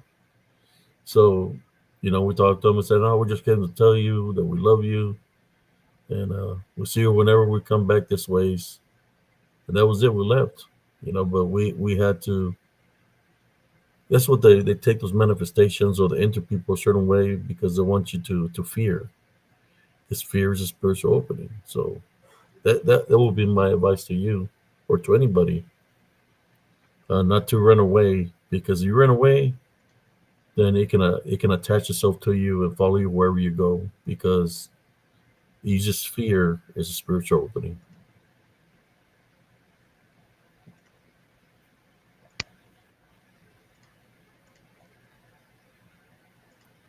Okay. There we go. I was mirrored video. I just fixed that. So I noticed that there's the green from the the shrubbery and stuff and the trees and everything. When you first showed this picture, just because of like the programming that I've grown up with and studying photographs and everything, my first thought was, oh, that must be like a trunk of a tree, and then that's like the the leaves, the flora on the top, what you're talking about with the shadow. That was the first thought that came across my head, but I know you're showing me something real here. And when you think about it further, you see all of the things that have leaves in this picture, and that thing is not part of a tree, what we're looking at. It's definitely its own thing, and it's not casting a shadow, and you can see where other objects like the houses are casting the shadow. And it even looks like across the alleyway there might be a chain link fence on the ground. Yes. So like, I'm also wondering if this entity is attracted to the electricity, if there's those lines back there, if that's like it just likes hanging out around that energy too. Possibly could be. I think there's a lot of limestone in on the ground there in that hometown of mine. We call it caliche, but limestone. So it can generate. The sun is strong, and it's generating energy from the limestone, possibly plus the power line that's there. So, but yeah, you can see how dark it is,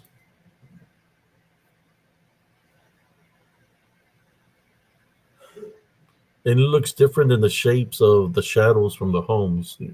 You notice because you Oh, could it you would could have. tell the shadows from the homes. You could tell it's flat Mm-hmm. compared to that looks like it's standing. Yeah, like it's walking down the the pavement there. Yeah, yeah, And if we were even the wildest like skeptics that are trying to like debunk anything you're showing here, which like I yeah. wouldn't give any mind to them at this point because you know what you're talking about. But like it it's you can't just explain this away because it is an anomaly in the photograph. And and that's a satellite photograph. The satellite took that image.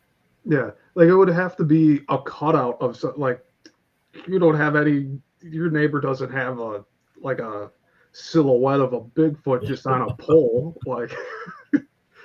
And then we're not Uh, even saying this is a Bigfoot. You're saying this is an entity, but yeah, it's like it's uh, mimicking a humanoid figure. exactly. A manifestation, uh, which let me see if we get a closer look at it. Even right here, I guess that would be a good one. See, you can see the tree here, and you can see the shadow of the tree Hmm. down here a little bit. But yeah, it's mimicking. You know, I'm not saying that it's mimicking a Bigfoot or a humanoid. I'm saying that it is a DDN. It is a shadow figure. Hmm. That's what they are, a spirit, dark spirit. So what I'm saying is, when people see something like this, they say, "Oh, it's a Bigfoot. Oh, it's a dog man. Oh, it's a they give it some kind of name because cryptozoology or cryptids. I'm saying that they're not cryptids because if it was a cryptid, then it would have a shadow. It doesn't have a shadow Hmm. because it is a shadow, a spirit, dark shadow spirit. Now, there's something else that I'm a little curious about. Hmm. We're not seeing its feet No, now. Do you think it's because, like, let's say this is the like the ground level to pavement? Is it possibly like walking a little bit below the pavement since it's really not in our dimension? yeah, I Like would it's say kind of like so. sneak down. Like manifesting, you're not gonna see it's like manifested, but not. Yeah, it's like a spirit. You know. Let me see something here. Uh, yeah, I would say it's more of in spirit. So He it's has like the not it's ability. not totally like rendered out. It's just Yeah, it got its it, general shape that it wanted, and now it's yeah, doing its thing, a moving bestial around. look, and it can change form. Go from that to fly like smoke, move like smoke. Like it uses its darkness as a cloak. It could go through the shadows, like the shadow. It could go through this shadow here. It could manifest and turn into to the shadow like of this shadow or Yeah, like this shadow here. it does look like it's attached to that shadow, Yeah, almost like it is manifesting from that. it could literally take this shape and move within the shadow of this shape. When it went through it made a little hole through the glass window when I was a kid, and it went through a hole that was like the size of a pin, and all the dark smoke or spirit went through the hole of the size of the tip of a pin. So it's able to you do different things in that nature. So it can hide very well. It could blend in, for example, to be in this shadow. Can hide with the shadows of here. Probably hide in the shadow of here. The shadow that's right here can go through here. Wherever there's a shadow, because it is like a shadow, or should I say spirit, it can blend in and hide. Yeah, Scott mentioned about Ouija boards. Since I got rid of the one that was here in the house, no strife with the family here. That's good, brother. So I really think it was influencing um, other family members that had openings. Because like once I got rid of that, within a week, conflicts resolved. Like there was some real, like a lot of nonverbal communication, and then that broke after I got rid of that. So I really think there was something connected with that.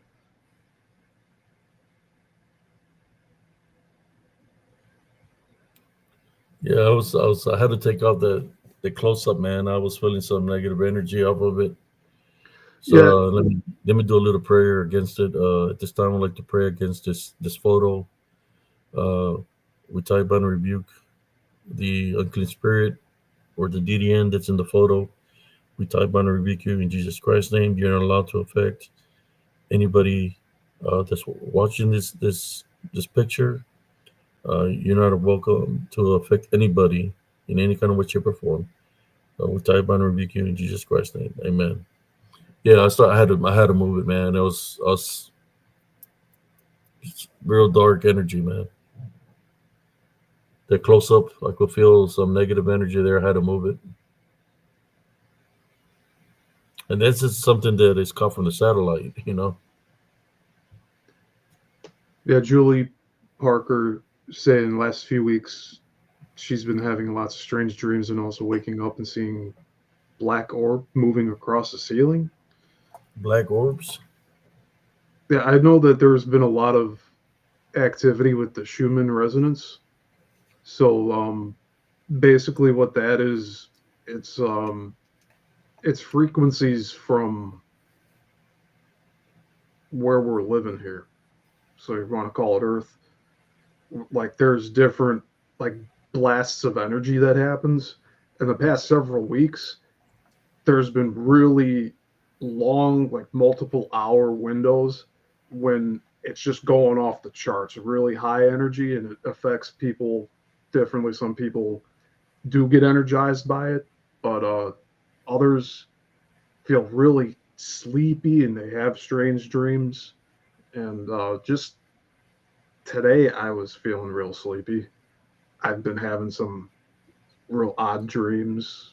Having like I'm always like first person in my dream walking around places, and just like they're a little more vivid than normal, and I've been zapped of energy, so I'm not sure what's going on with that. I haven't really changed the way like my diet, my what I'm eating and drinking.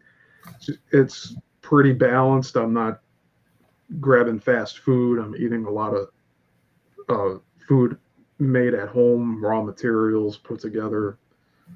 It's there's only so much we can do. So like these energy blasts are gonna hit us, and we just gotta remain strong with it because it's gonna take its toll. Yeah, I felt that negative energy blast during the blood moon, man. Oh yeah, yeah. It was bad. It was bad. When did the blood moon happen? Because I noticed tonight the crescent. Was that like almost a month ago? Was it last month? I can't remember what day it was, but man, for about 2-3 weeks, we've been witnessing a lot of dark shadow figures where I live. It's even my brother witnessed them. Yeah, it was September 7th and 8th. Yeah, it's been pretty hot and heavy outside, man, with these dark shadow figures. Some are small ones. Then you got some that are bigger. My brother ran into them like several times. One of them came and hit his vehicle while he was driving away from my house. We had done a live here. He was driving away, went around the block. One came and hit the side of his truck. That it literally hit the truck. So they can manifest enough energy to make contact.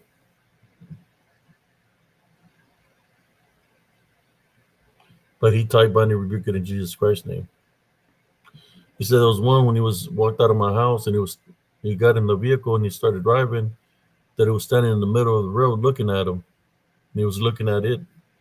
He was in his car with the headlights hitting it, and it's looking at him. And when they looked at it, it said, "I tie bind and rebuke you in Jesus Christ's name," and it took off. And then he drove home.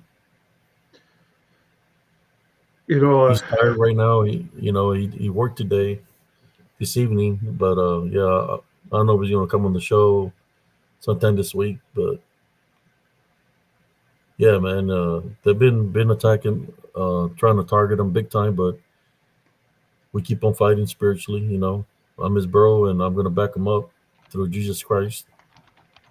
That's all we fight is through. We have to do it through Jesus Christ. We can do it by ourselves. I mean, because we have to do it through Jesus Christ. They want us to be not united but divided. So if we divided, they can attack, take us out individually. But if we stay united through Jesus Christ and the Love Foundation, we can overcome them. yeah, they really want to. They want to try to make us forget our purpose here or not find it, and they want to isolate us so they can energy harvest essentially. That's what a lot of it is, I think.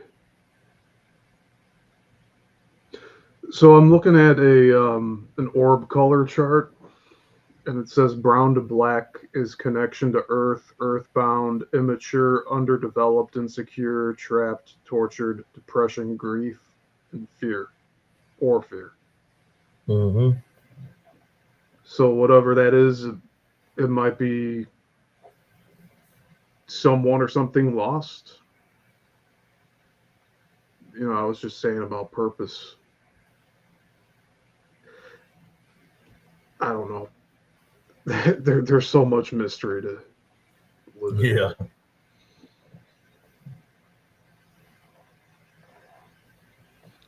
That Bachelor's Grove Cemetery in Midlothian, Illinois, that I used to frequent about 10 years ago, they have blue orbs.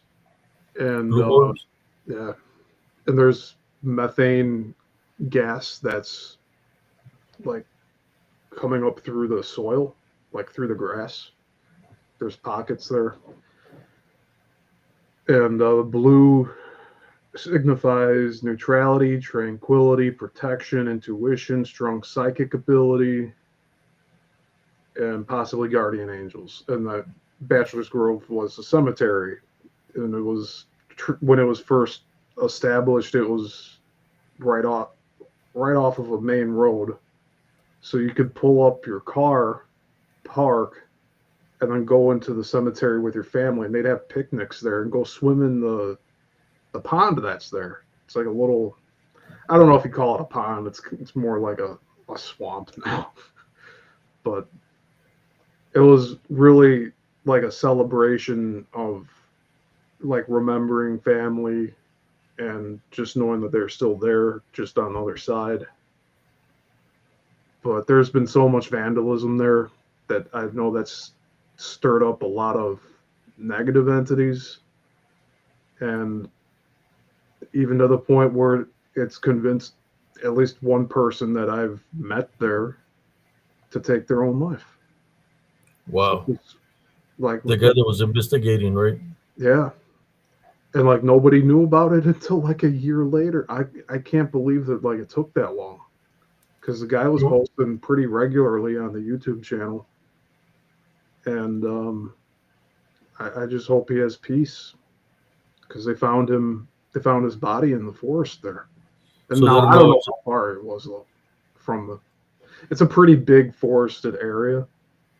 Like the forest continues on the other side of the highway there.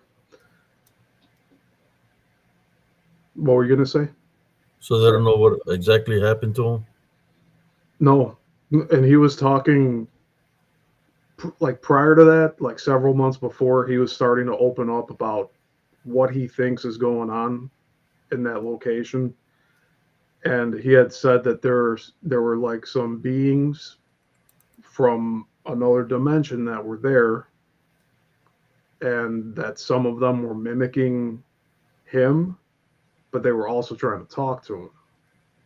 And I don't know if he was using substances. I don't believe he was, because he seemed like he had a pretty good head on his shoulders. He was trying to do some, I don't know what you would call it. He had this technology where you could like video frequencies and like sound. I really want to look into that because it's something like I've been in like the video field my whole life, and that's some of the stuff outside of the box for me. So I really haven't explored a lot of that. But he's the one that discovered about the methane gas in the ground. And who knows like how big those pockets are. Those could be huge bubbles that are miles below and it's just seeping up. And how it's created, I don't know. To further confirm like the activity there's a stream that goes right along the backside of that cemetery. And there's actually a bridge for the other passing traffic to it's like you can't tell it's a bridge unless you're really looking out for the cemetery and you see like the little pocket where the pond's at.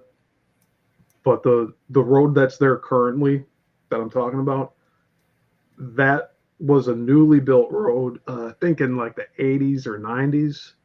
And they cut off the original road that used to go right up to the cemetery entrance. And now that's more of a walking path. But there's a lot of stories about that area. I don't know what this area you wanted to investigate, huh? Yeah, and I've actually gone. I want to say a little over a dozen times, and I have photos and video from probably 5 or 6 of my visits, which I still need to dig out. I want to post the stuff on my channel, and I do want to go back and visit again, but I need to be protected. I need to make sure I'm not going to be attacked because like I've gone there before with audio recorders, different video cameras. I'd have my digital video camera. I'd have my Hi8 cassette tape video camera. And then I'd have audio, like the small pocket recorders with the micro tapes. I tried recording with that too, but the problem was the microphone was picking up the tape like reeling. So you hear the mechanism of the tape running. Oh man, it really wasn't that efficient. I'm going to have to try something else with that. But I need to go there with a specific intention. And most of the times that I've gone, it's been to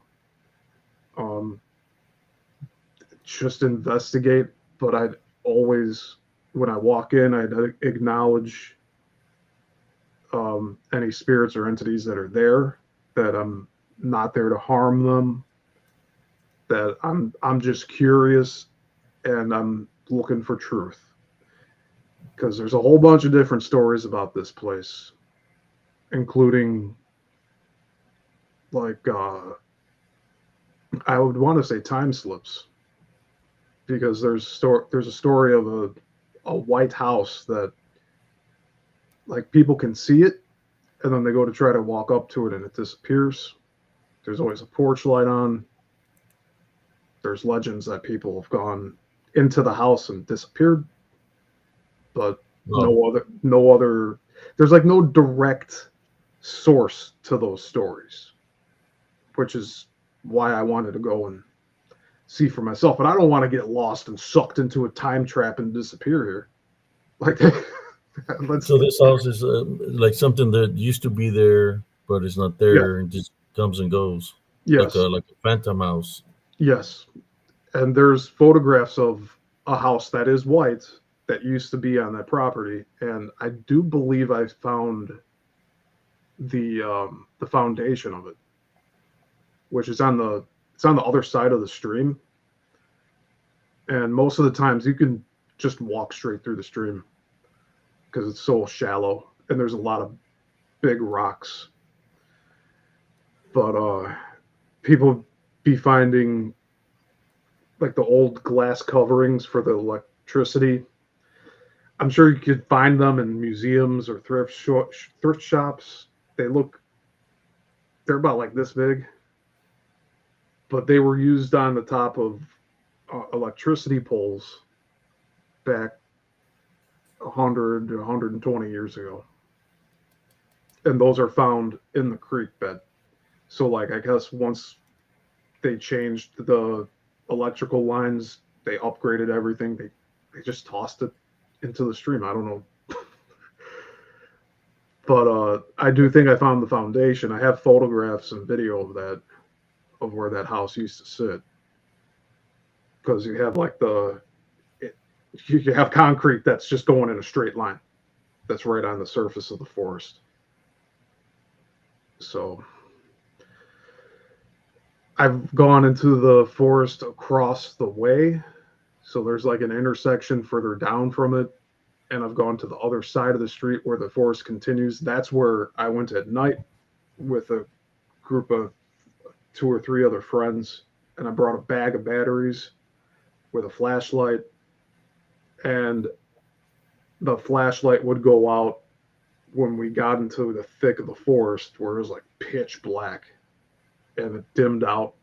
I took the batteries out, I put the fresh ones in, turned it on, stayed on for a second or two, and then that dimmed out too. Yep. And the explanation that I had for it was there's magnetics there. There's something there that's doing that, but could also be whatever entities are there. It's harvesting off of the batteries. Anything electrical, your cell phones, EVP recorders, anything with any kind of energy, it'll drain it. You hear it happen when people say they see UFO, that it drains their battery power and stuff like that. But demons can zap you. The DDN can. You get zapped, you lose, it drains your energy. There's a lot of entities that can do that. Succubus, incubus can zap you, drain your energy. It can cause all kinds of different things to happen, flickering of the lights flickering, or your light shuts off by itself, doorbell rings by itself, things like that. Yeah, I've had that here in this house where I'm at in Illinois. I've woken up here and the doorbell ring, and I go to answer the door, and no one's there. Yeah, and it's not like they ran off after ringing the doorbell. And I have video cameras now in the front porch for security. No one's there. It's like, well, I definitely heard the doorbell ring, so what was that? And like that was like part of like what woke me up. Yeah, they can do that. Yeah, Madeline was saying going into areas like that, you need to be praying before, during, and after. And yes, when I go back, I will be doing that a lot more than what I was before. Just don't go too far into the woods, man, because no, I'm not going to go off the trails. It's really don't go off the trails, man. That's advice I would give you, man, because they'll trick you, they'll zap you, and you lose. How should I say? They can zap you that it'll make you feel like flip everything upside down, that you don't know where you're at. Yeah, well, like when your senses come back to, you don't know where you're at, and you're looking around. Which way did I come from? You'll forget. They can zap you that way. Yeah, that's what happened to me. They can zap you with that kind of energy that you don't know which way to go, which way you came through, because everything's going to look the same if you go off the trail. Yeah, thankfully I haven't gone there alone. I don't believe I have. I've always been with other company, whether it started off going with friends, and then I was bringing my cousins later on. And it's most of the time, like the last visits have been during the daytime. And I'd prefer that over going at night, because you can also get arrested for being in there at night. It's Mhm. no joke. The police frequent over there because there's teenagers going in there all the time looking for a spook. They're like, I'm not going there to look for a spook anymore. Sounds like Maxwell Bridge over here in Central Texas. It says keep out. Police patrol it all the time. It's the Maxwell Bridge. That's what it's called, the area where there's a lot of activity. So you see a woman hanging from the tree, or you get near the bridge and you see car lights on the other side, and they start coming at you. You Yeah. hear people laughing. You hear all kinds of stuff. I went there when I was this guy who was in the military. Said, "Hey, I want to go. I want to show you something." We were in his car and we went somewhere. I don't know where I was at. There was this bridge, and he stopped. He said, "Check it out. See, I got the lights on. There's nothing over there." I said, "Yeah." He shut off his light. Next thing you know, some lights turn on, and they start coming at us, and we backed off and take off. They were coming at us on the bridge, and I was like, "Why you bring me over here, man?" They said, "You see that shit? You see that shit?" I said, "Hell," I said, well, I didn't even know where I was at, but then I found out the bridge is Maxwell Bridge. He took me there like in 1992, somewhere around there, 91, 92. It's like, then I found out about, look into it, about the activity that happens there. Something about a witch appears, and that somebody hung himself on a bridge, and just all kinds of stories. But there is a graveyard nearby also. So, but the police patrol it all the time. You're not allowed to go there. Is there water nearby? Yeah, right underneath the bridge, body of water. See, I think that has something to do with it too. Like that has, it's like it creates a portal. I think the running water. It's just like it creates an opening for these entities to go through because like water's living and it moving through any type of stream bed or river. It's constantly um, like replenishing itself. Like the water cleans itself and it has a memory to it. Like you can freeze water and like find images in the water from just freezing it. And so I think like water is able to have this different effect on the ether that we just don't fully understand yet. But that's a common thing, especially with like the Bigfoot sightings and other entities and beings. There's usually some water source nearby.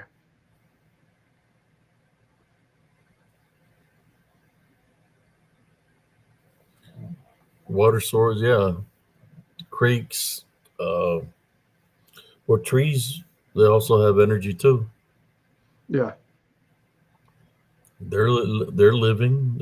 Trees are living. Thing. The root they live off of Mother Nature. So And they know you're there too. Like they know when you show up when you're walking through there. It's like with the house plants. I watched a few videos about how the plants react when you're within a certain circumference of coming back home, almost like how dogs know you're about to come home. yeah, the dogs know. The dogs know also if there's something around you, if you're sick. They can tell. Mm-hmm. My dogs always let me know there's something around. You know, when you start having activity in your house where your dog is the one that warns you, right? And your dog is sitting asleep beside you, and you hear like a sliding door open or close, and there's just you and the dogs at the house. You're like, then you have to take authority or right off the bat say, hey, there's anything unclean here. You're not welcome in my home. Leave my home. I tie by every Jesus Christ name. Leave. You're not welcome here. You have to take authority. Yeah, that happened to me last week. Because everybody was at work. It was me, just and the dogs, and somebody opened my son's door. It's got a sliding door. You could hear it open, and then you could hear it close. and I had to rebuke it. You know, dark shadow figures. They like to infiltrate our houses, so we have to keep our house prayed up and blessed. Keep the negative energies away.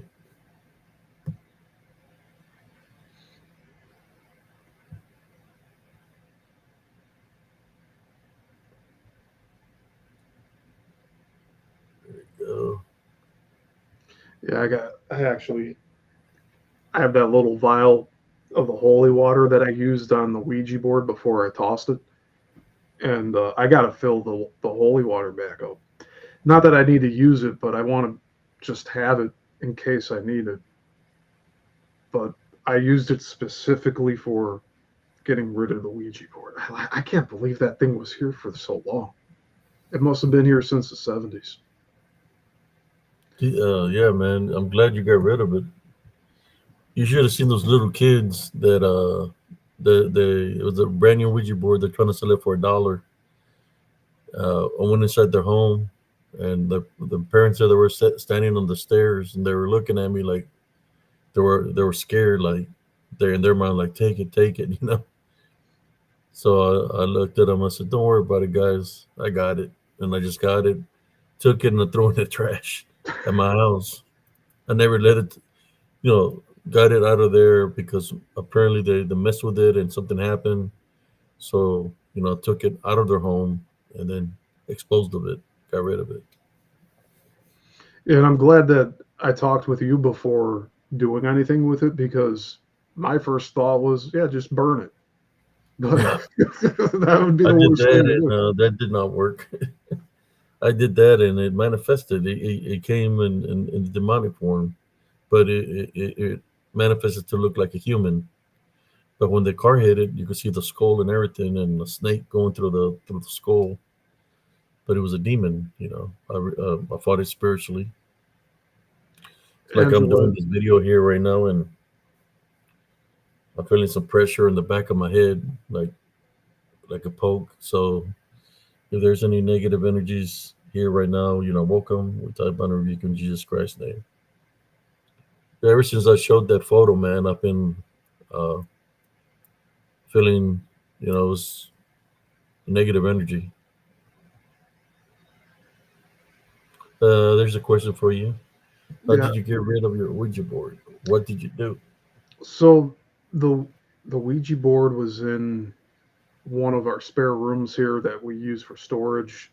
The closet. This was actually a room I was using prior, but now it's a storage room.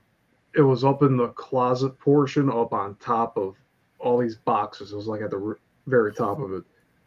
So before I went to go get it, when I entered that room, I said a prayer.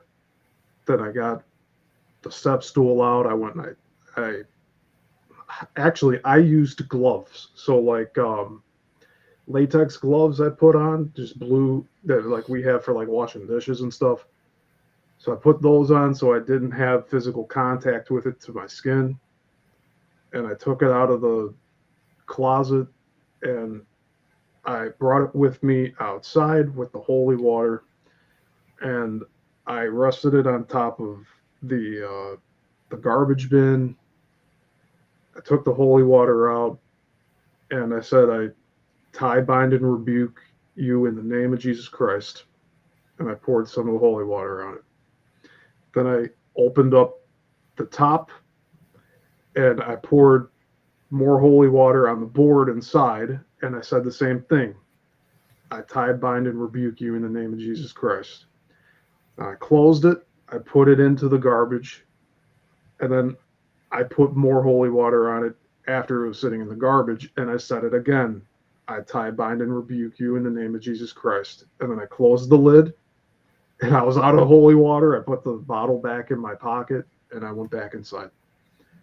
But I did it very, like, calculated. I didn't just willy nilly. Because if I hadn't talked with you, I would have just put it in my fire pit and just had fun. Yeah, And it's like that scorched would have been good. because it would have released whatever was in there, right? And it possibly could have attached to me. because it would need a host, from my understanding of it. Yeah. So I don't know what landfill it's in now, but it's away from here, and that's all that matters. So like I don't know where it's at, and neither does anybody else. That's good. I wanted to share something with y'all. Here's another drawing, my friend, uh, for a shirt. Look at that. That He is sent me this awesome. idea.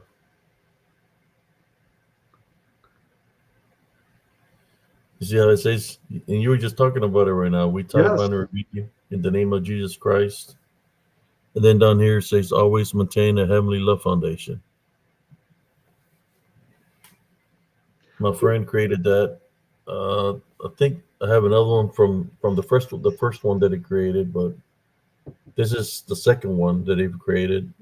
I told him, with the things that we talk about a lot on the show, that's one of them. Where we said we tie, bind, and rebuke you in the name of Jesus Christ. And then down here it says, always maintain a heavenly love foundation. What do you think about this, brother? I like it. Yeah. The only thing I would adjust is the bottom text. Just put black outline around the letters. Yeah. It looks great. Here's like a ghost or a phantom. I think I have the copy of the other one. Let me see if I can send the other one. The one that he started with was a little bit different.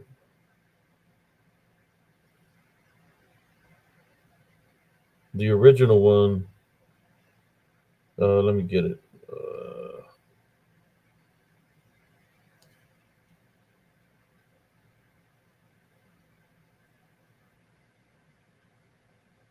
Yeah, I agree with Madeline. I'm like still looking at it, looking at all the detail on it here. Yeah, here's the original one right here. This is the one that because I told him that that's what we talk about a lot on the show is we tie bind and rebuke in the name of Jesus Christ and I was maintaining Heavenly Love Foundation. But there's the original that he created it, just to said he wants to help out the show, and that we can make some shirts. Then this is just, it's got the same things. Then it's got this. Uh, he placed this here, and I'm just trying to see which one you'll think. I like Uh, the second, the just because like I do content creation too with like I used to do a bunch of Photoshop. yeah, The second one really it stands out. You got this one. the title, yeah, you got the title on the front, on the top, and then it's very clear in the middle, and then the bottom, yeah, just easy fix on the bottom, and I think it's really cool. Yeah, this was the original here.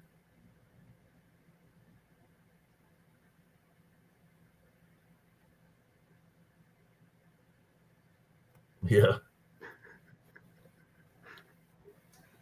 So we're gonna have to take a poll one day. See which one. I gave him a picture of a cocaine werewolf and a Count Cius also to Oh, see got to you add know an extra I in spiritual. I just noticed that. spiritual. Yeah, it's like spiritual. It's all good. But yeah, I don't mean to be a grammar yeah, stickler. yeah. I didn't notice it. He just sent it to me this evening. Spiritual.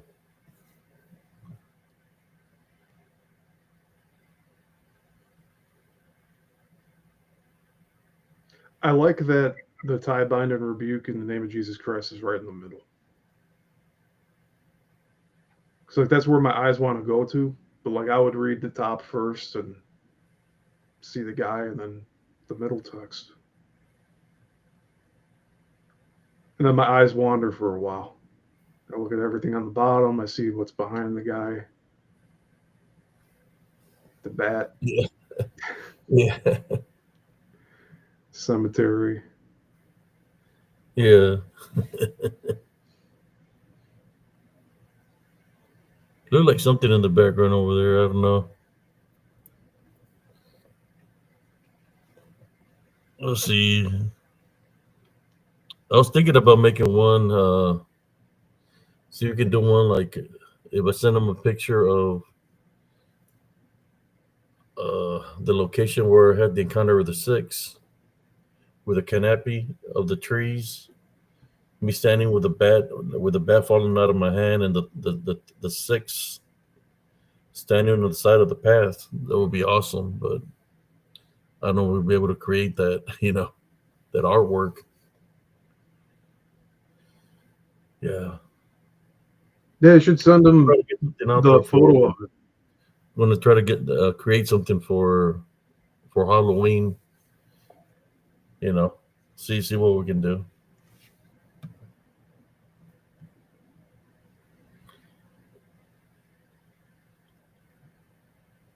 Okay, here we go.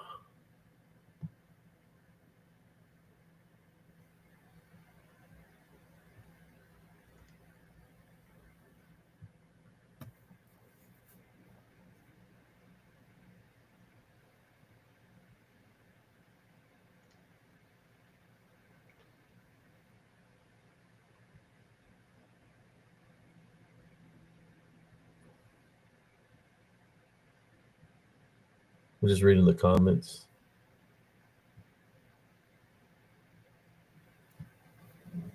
Uh, Yeah, really, you can clean up both of them, or have your friend clean both of them up with the little adjustments, and then offer both.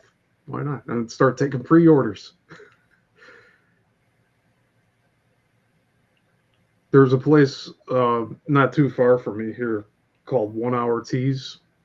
I think you can get custom shirts made from there. But I know there's a lot of places that do it.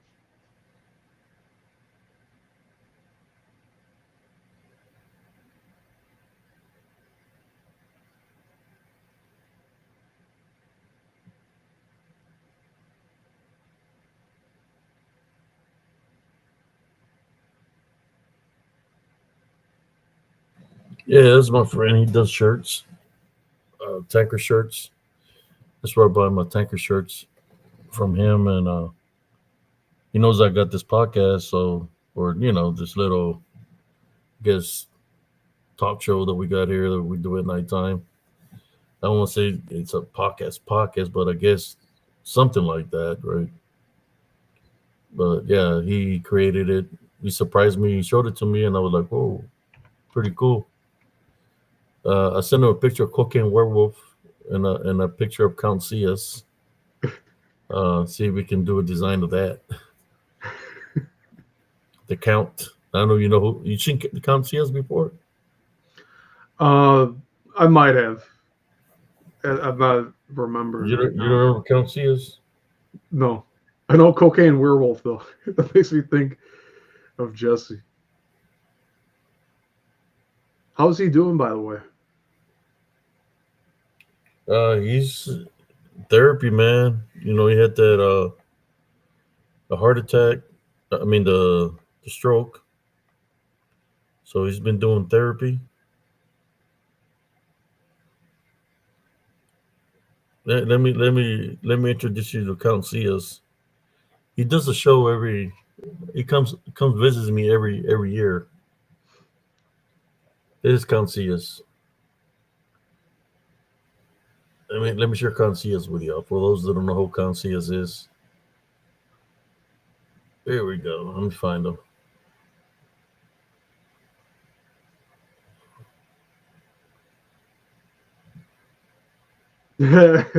Awesome. That's Count Cias. He comes and visits every year. He's the host of Spiritual Encrypted Encounters once a year.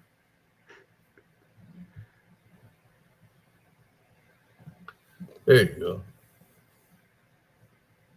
Awesome. So we'll be seeing him in about a month. Yeah. I know every time he comes, I always miss him, man. I wind up having a headache for over a week for some reason.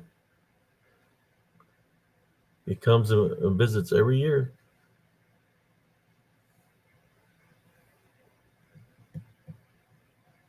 There you go. We'll put Count CS up there for a little bit. You say you got some holy water. We might need it. Yeah, I got to refill. I got the bottle right here. So this is the bottle I used on the Ouija board. And I filled it up at my local Catholic church. They have a bunch of just there's not a bunch, but like they have the little holy water like bowl when you arrive there. So I went in the day that I got it, and I used it to do the sign of the cross. And I sat down. I did some prayer in the pews for about 20, 30 minutes. And then when I went to leave, that's when I did the sign again. And then I filled this up. I just took it with me. And I attended that church. I went to the school that it's connected to for 10 years. So I feel I had permission to do that. It's not like I just went into a random church and helped myself to some holy water. Like that's where I was confirmed. It's where I had my first Eucharist. So, You know, when people say they're vampires, well, I know a vampire. There we go. When people say they're vampires, well, I know a Count CS.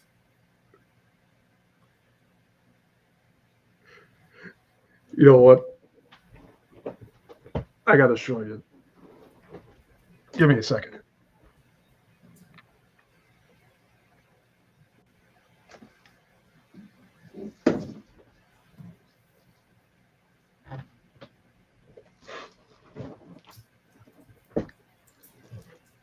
You ready for this?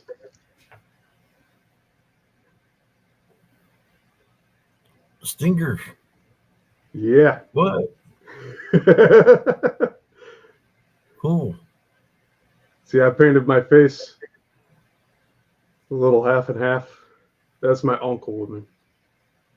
Yeah, he was at the Chicago Card Convention last November. Just reminded me of that with the white. And he has white hair now and a goatee. Yeah, Count CS comes once a year. He's a host of spiritual encrypted encounters on that day. Yeah, maybe I'll get to meet him.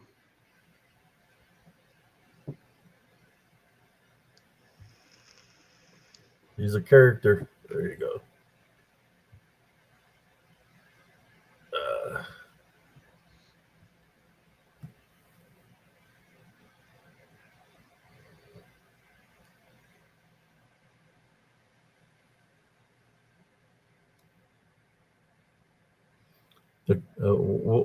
What's one of the things that Count would say? It's like maybe count on me.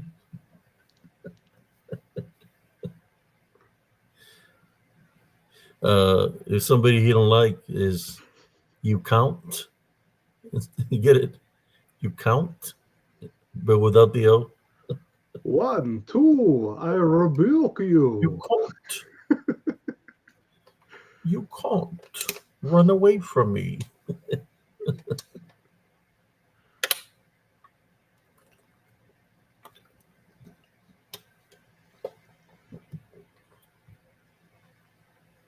Yeah, but I've been hurting some, but I'm hanging in there. We did a lot of dancing last night. Shoulders hurting some from doing all the spins. Yeah, I saw your photo posted on Facebook. I like that. You were spending time with the lady. Oh yeah, we always go out. think there's a couple of videos out there where we're dancing. Let me see. Rain has the comment of the night. There we go. Spiritual encrypting. I'm gonna have to spell it that way for when he comes. Spiritual encrypted encounters. That's good. I like that, Rain. Is that the final countdown? There's another one. It's the final countdown. Do-do-do-do.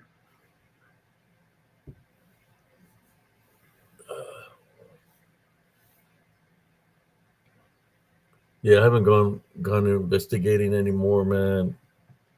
Too much activity right now. Yeah, I think, no, you need that time away. It helps you recharge, I think. Yeah. Too much activity. When the activity is coming to your house, it's like is making the effort to come to your house. Then imagine how hot and heavy it would be in the locations you go investigate. Yeah. So if they're making it all the way to your house, it's kind of like, to me, I'm not afraid of going to those areas, but as many that I've seen in numbers, you really have to be spiritually prepared, to be able to tie bind and rebuke them, man, because you have an opening, and you're out there by yourself, man. You're gonna try to drain your energy. Yeah, I noticed when I was going to Bachelor's Grove Cemetery, I could only stay for about an hour, even though it takes a little longer than that for me to drive there. So it's like you'd think I'd spend several hours there. It's like not really, because the energy is just it's heavy, and it almost feels like there's like dilation of time too. So like I could think I'm there for maybe 20 minutes. It's either like it feels like time goes by faster or slower depending Yeah, on the day I'm there. that's what happened to me and my brother. We went there. We thought we were there about 15, 20 minutes. It was 2 hours that passed by, and we're like, he was like, "There's no way it was no 2 hours. We've been here." So what happened to the time? It's like, didn't feel like no 2 hours. It's like a time portal, or where you lose a track of time. Do you think there's people that are trapped in time gaps like that? Yeah, well, Possible. there's I've heard stories where people have gone for a walk, like in a forested area, and they come out and it's been like 5, 6 hours have gone by, and they feel like they only walked about 20 minutes. And I'm just Wow. giving a general example because I don't know the exact amount of time, but it's like a lot of time passed where they felt that like they experienced a short amount of time. But it's like people are like looking for like, where'd you go? How come you didn't come home? And it's like, no, there's no way. I was just walking this trail, and then it's like it's dark all of a sudden. And like they knew they got there like in the middle of the day. Crazy.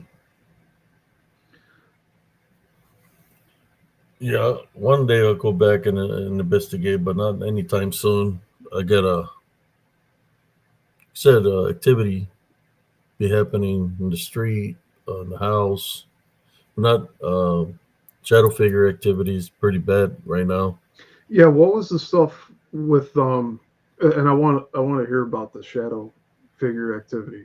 But you had like the video you were filming the things that were in the trees out in the back. I'm not sure exactly what I'm saying. Like I think you had a video where you were like filming things that were like in the trees and they were moving around in there, like going from branch to branch. And I don't know if it was you or not. I'm pretty sure it was you. I had one, but it was at nighttime a long Yeah. time ago. I need to search for it. It was from when I was doing a live off my cell phone in the backyard. As I was doing the live, I seen something with yellow eyes looking at me from on top of a neighbor's shed. And he's standing there looking at me, and then he ducks down. Then he stands up like it's playing with me, like playing, like he's looking at me. He's ducking down, standing up, ducking down, standing up. And I was like, what the hell is that? And then I'm recording it, and he's looking at me. And as he's looking at me, he goes straight up in the air. What it was, I don't know, because it was dark. I would have to search for the video. And what were the shadow beings that you've been seeing recently? It's the ones that my brother's been seeing. He's been seeing them more because he's been outside when we do the live. Sometimes he uses my Wi-Fi, so he does it out of his vehicle. So when we're doing the live, they say, "Hey, there's one right. There's one behind me, behind the vehicle." He's seen it through his rearview mirror. We're standing right behind his vehicle. Sometimes he sees a one that's around 6 foot, 6'5".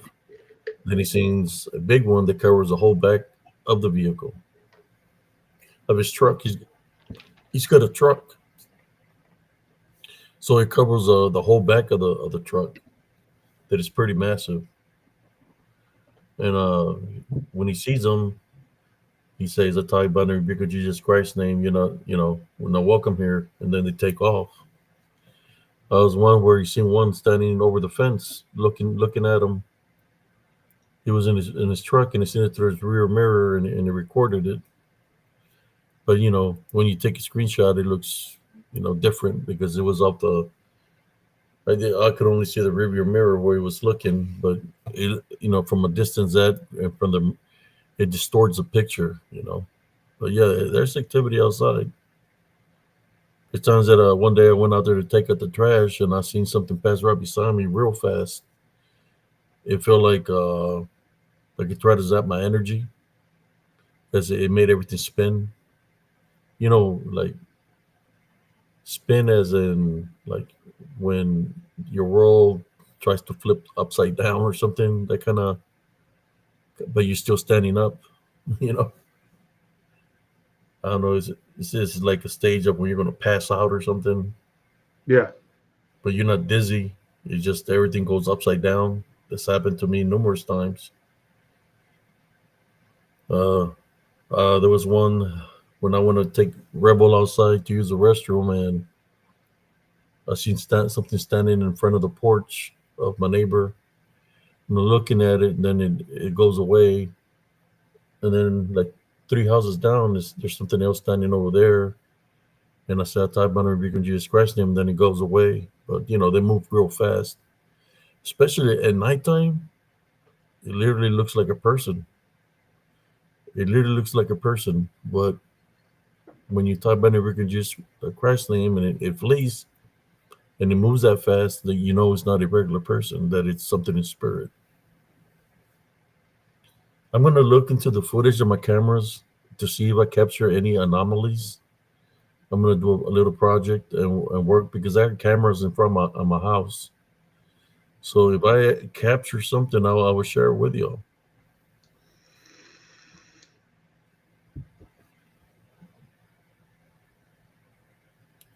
Sister Bonnie says, people have been missing for years too. Come back, no memories. Have different clothes bags. Some have some clothes. Interesting subject.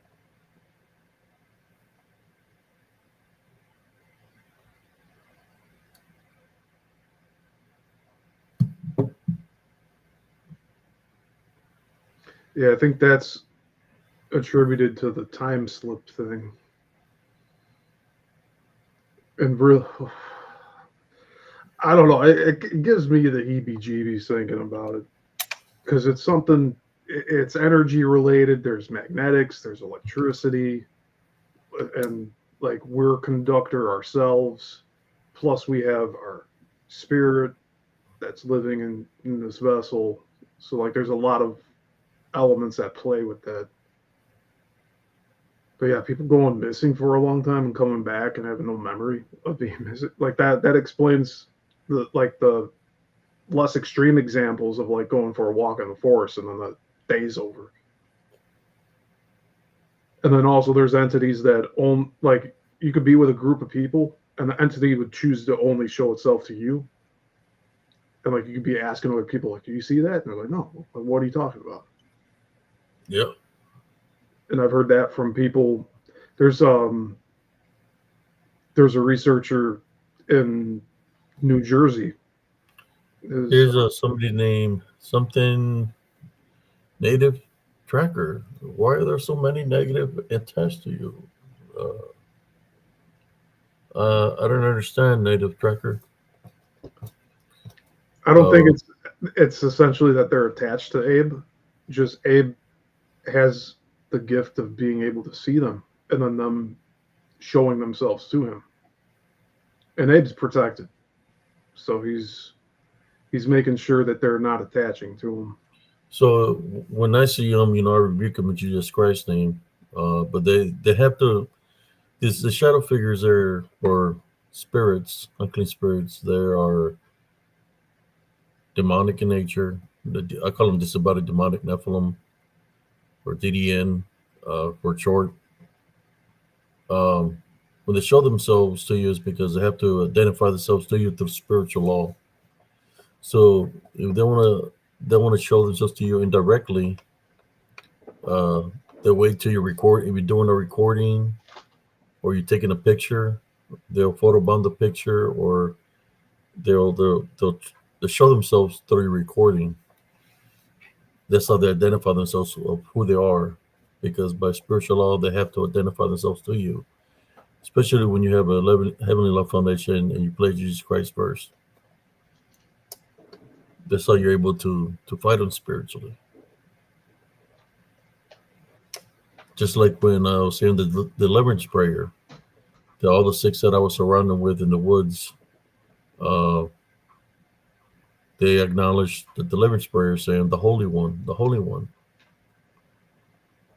Even the Lucifer, demons, they acknowledge the Heavenly Father. They bow down to it. They might not believe they got cast down, but they know how great He is. That's why even they kneel down to the Heavenly Father.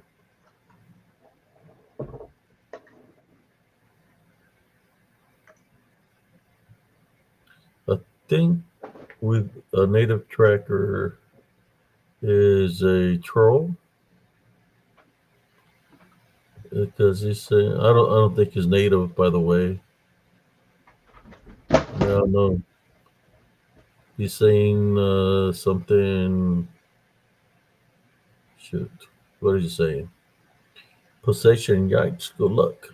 Okay, well, let's say negative tracker, we type on and rebuke you in Jesus Christ's name, and we're sending you to the block list and restrain. Bye-bye. we solved that problem. Let me go to make sure he's blocked up on YouTube channel too. I think that was Corn on the Cob, by the way, because he thinks he's native. He's not native.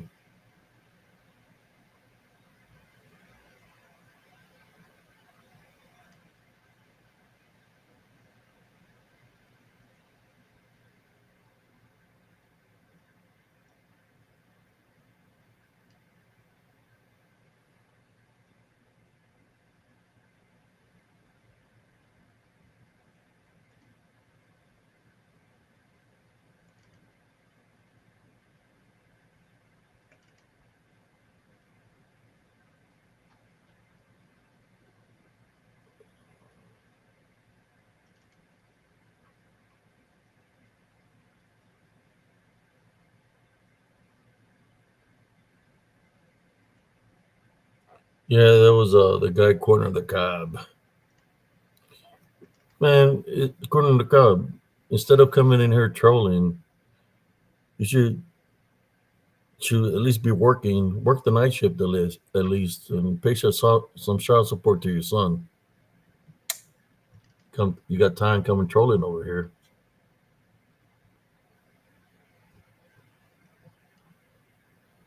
Then who was it? I think it was Corner in the Cob. I mean, the Yeah, things that he said make no sense. He just came here to mess around with the group. sounded more like projection. That's why he got booted out. Yeah. He said he's been in my group for a year, and that's the first time I ever see him pop up.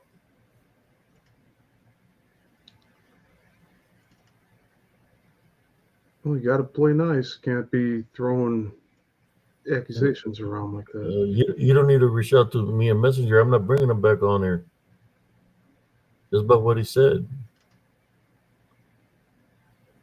You just don't know.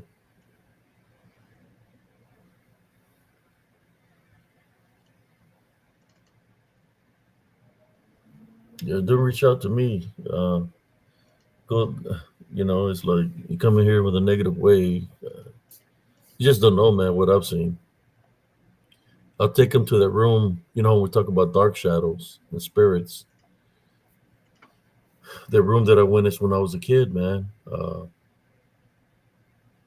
We was at a party, and it was a house, and there was my aunt's house and a neighbor's house, and they had a trampoline. Me and my brother were playing the trampoline. I didn't like it because it hurt when you landed. And the trampolines back in the day hit the metal rod that goes around. They were built different with springs and stuff. And I seen my mother come out of this room that I guess like a little shed or cabin, and it was a bunch of women that came out of there. And my mother had a certain look in her face, and she called me over, and I said, "Hey, don't go into that." She said, "Don't go into that house or that room. Tell your brother not to go in there either." Yeah, she looked kind of like freaked out. I didn't know what was going on. So when you're a kid, you don't tell a kid don't go in the room, because that's telling a kid basically go in the room, because that gives us curiosity, right?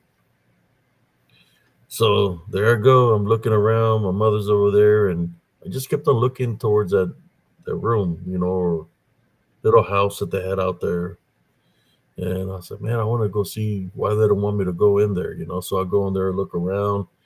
Everybody jumping the trampoline, and I go and open the door. Open the door and look. I see a chair in the middle. I go sit down. It's one of those red chairs like the barbers, right? So I'm thinking that it's like a barber chair. So I sit on the chair, and I'm sitting on it. As I'm sitting on it, I notice that there's mirrors everywhere. I'm talking about mirrors on the walls, all around me. There's mirrors even on the ceiling, and I'm looking at all those mirrors, and I'm like, I'm sitting there, and I was like, just looking. And it's like, it's nothing. But then I start hearing disembodied voices. I start seeing disembodied voices. I'm looking, and then I'll start seeing this dark shadow figure entities appearing from the other side of the mirror, and they go towards the mirror, and they're like this by the mirror, and there's a bunch of them in there, like they're trapped inside the mirrors, and they're looking at me, and they want me to come close to them, and I'm looking at them, and I managed to get out of there, right? I managed to get out of there. Uh, I didn't tell my mother nothing what happened. When that happened, I opened that door and I closed it. Something happened to my brother. He got his leg, he got his arm messed up. So I'm thinking that one of those shadow figures over there escaped or something, right? My brother got dropped or whatever.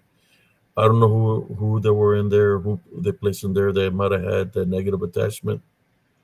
But when I went home, I wasn't feeling good. So they're trying to figure out what happened to me, and I had an unclean spirit in me where I had a high fever. I wasn't acting like myself, and They brought the egg thing, and in the egg you could see a picture like me laughing, but it's not me. Uh, I told them about the room, that I had gone into the room. So somebody came and they prayed and got rid of the unclean spirit that had attached itself to me. Uh, but yeah, the shadow figure, that's what they are. The same things. I believe that they use this room. I really need to look into it, but I believe that they prayed, and if they, how they use the yolk of the egg to transfer a spirit into the yolk. I believe they use the mirrors to transfer the unclean spirits into the mirrors to trap them in there, to clear it out of the person, out of the vessel. But since I went in there and I wasn't prepared, I wasn't prayed up or nothing, one of them, or only God knows how many, might have tried to attach themselves to me and use me as a vessel. But that happened to me when I can't remember. But yeah, spiritual warfare is very real. What kind of thing is that? That is, did they use to trap something like that in the mirrors? I don't know. I know that if a mirror cracks, that you're supposed to cover it up. I think, who's the one that told me the story where there was like a succubus or something coming out of a mirror that was trapped in the mirror. But I remember the location where it happened and everything. It's crazy how, when you tie bind and rebuke it through Jesus Christ, that should be the way. But what they were doing was something completely different. I don't think it was using Jesus Christ, because if it was using Jesus Christ, you wouldn't have to do the measures of sending it to the glass or to a yoke. Right? You would tie bind and rebuke Jesus Christ, and it would happen automatically. But sending something into a mirror or into a egg yolk, the whatever it is still there. I think. What do you think, brother? Um, I've heard a lot of things about mirrors being portals, and just to try to avoid them. I don't know enough to speak on it, I guess, but there's definitely something going on with the mirrors because it's not a natural thing. I never went back to that room, man. I knew the guy that lived there in that house, not in the room, but there was a house right beside it. I never asked them what they were. I mean, what kind of practice that was, or whatever. You know.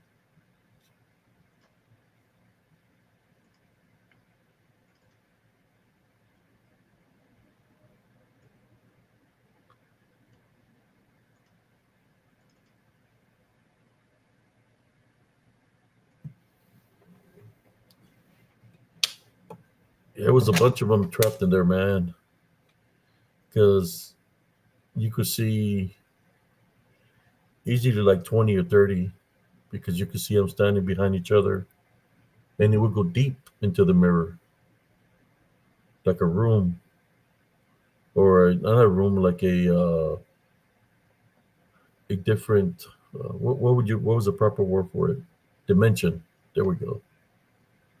A different dimension. There were many in there.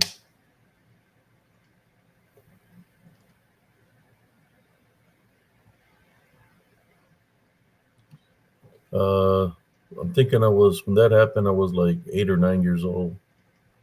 I think it was like 8 or 9,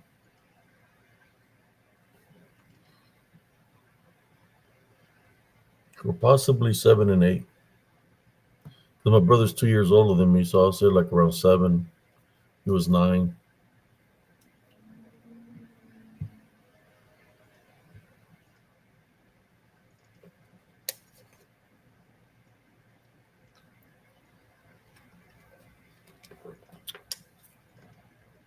Yeah, my shoulder is killing me right now, brother. It's my right shoulder feels real heavy. But it was from all the dancing we did yesterday. We're doing a lot of spins. Yeah, that'll do it.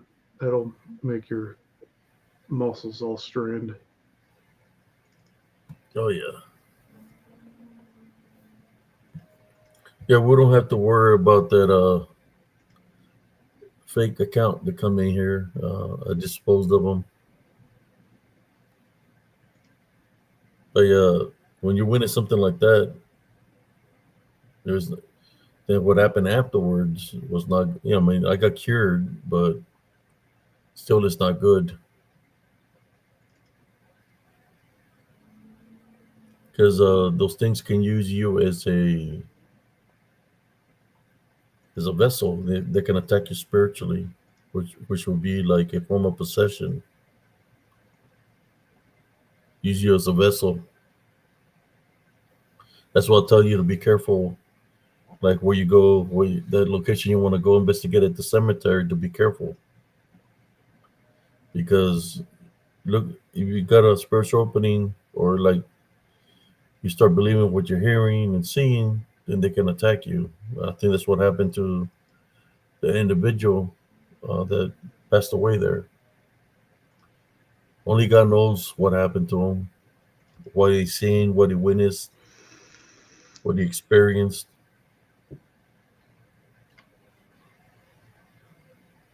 It makes you, how should I say, your sanity. Makes you wonder if it can drive you insane, man. Those entities, that's what they can do. So you have to just that by itself, what happened to him, man. That should be sufficient evidence to know there's something definitely there.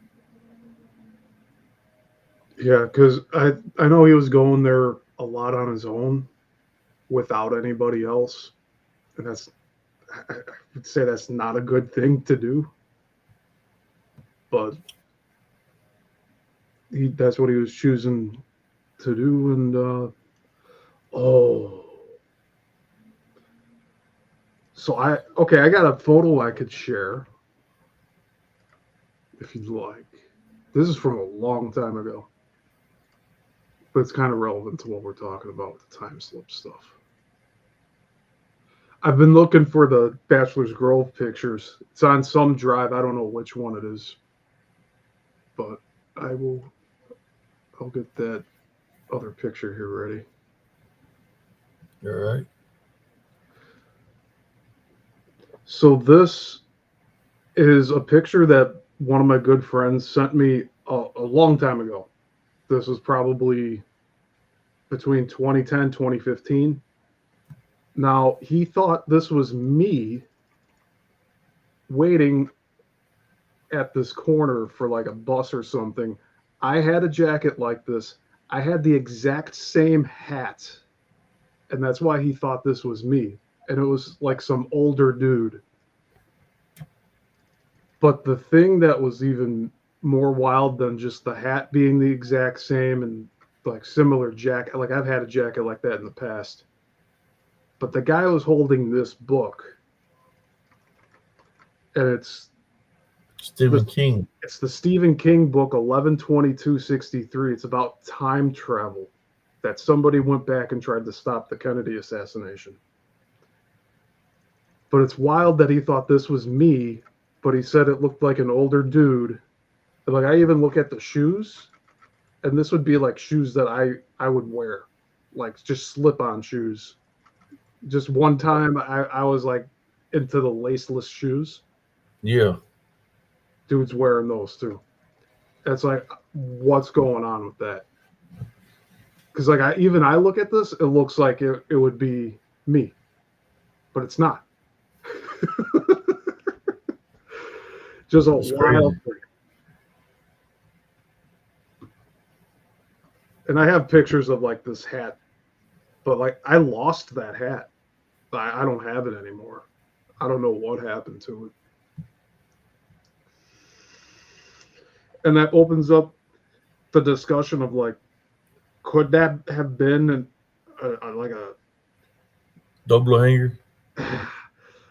I don't like the word doppelganger anymore because that's like an omen of death now, from what I've heard. Like if you see your own, that's what Josh told us.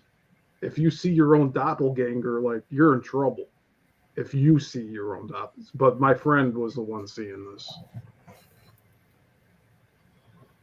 Bounty, yeah, I'm kind of interested in reading that book. I actually checked it out from the library once, and I never got around to it. But yeah, this was like a friend that I used to hang out with every single day. So like he would know if it was me or not, and he thought it was me, and he went to go walk up to the dude to say hi to me, and it wasn't me. He said it looked like someone much older than me. But I don't know how to explain it, but I'm surprised that I still have that picture. I don't even know when it's from at this point.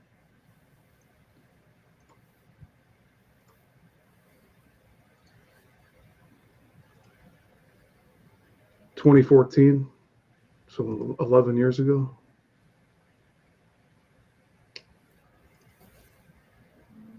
Okay, one more photo, just to compare.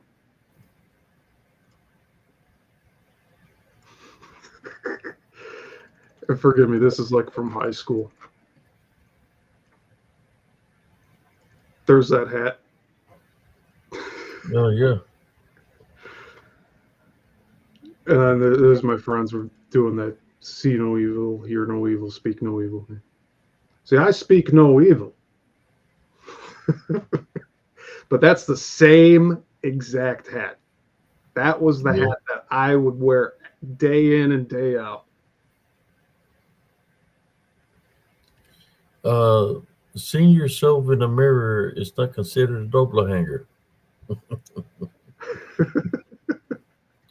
I'm just kidding. I see my doppelganger.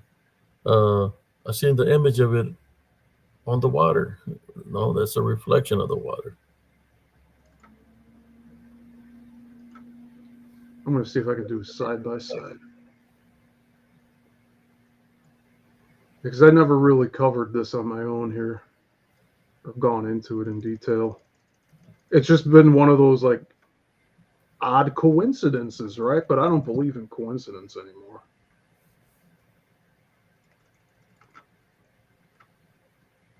All right. All right, I got a side by side.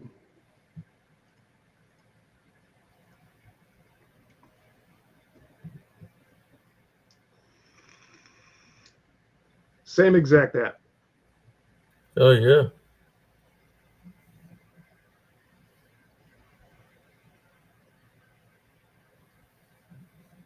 And like that one's a lot more like beat up. So like, oh, is it like a future version of me? And I would say that it would be so like me 10 years from today. Because he did say he was like in his 40s or 50s, this dude on the right.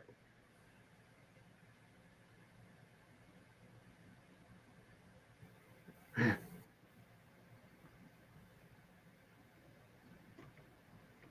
Okay. That's that.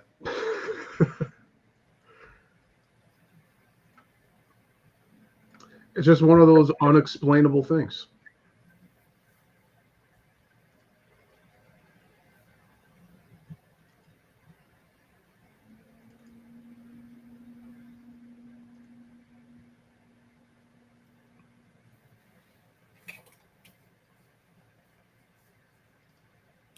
I think since Bonnie's native, I don't think she's seen a doppelganger.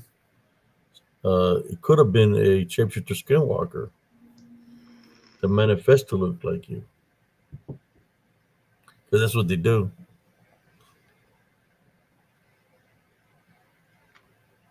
The only thing I can say, if you see something that looks like you, put the spirit to the test.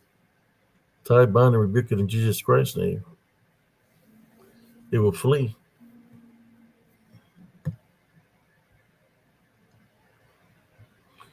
Yeah, demons can manifest to look like you, like your loved ones. They can mimic voices.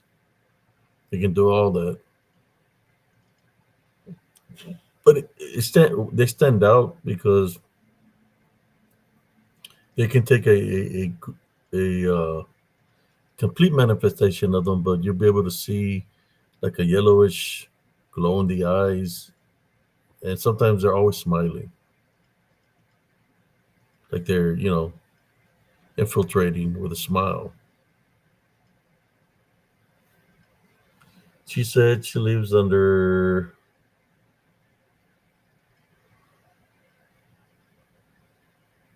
What? Yes, I live under Satan's nutsack.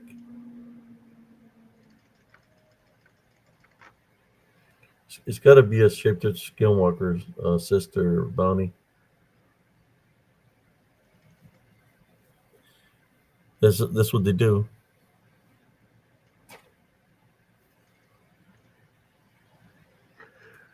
All right, since we're talking about Halloween here. Okay, before we continue, because we have native people here before, Oh, I'm sorry. I'm going to ask you a question before we Yeah, continue. yeah. Downey, were you on mushrooms or you were smoking marijuana or something?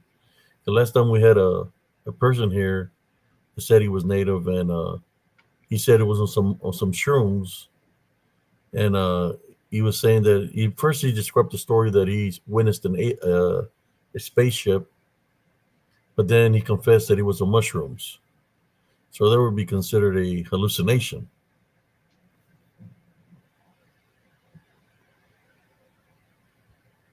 You know what I'm saying? Oh, yeah, and I'm reading the comments now. I didn't even see. I'm sorry. I'm like Yeah, get so like enthralled with like doing the show. I just stop looking at the chat.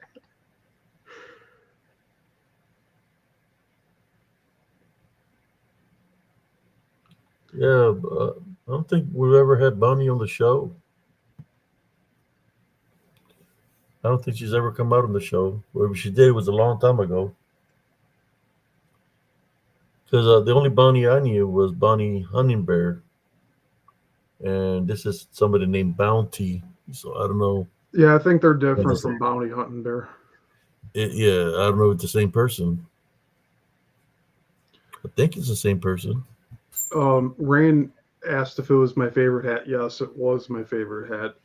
And Rain asked if my older self was time traveling. Would I stop by my younger self and take the hat?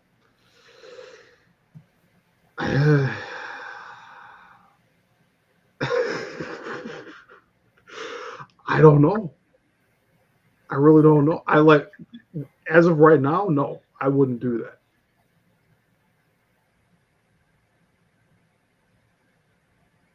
But like the jacket was from a different time than the hat. So like there's so many different elements to that.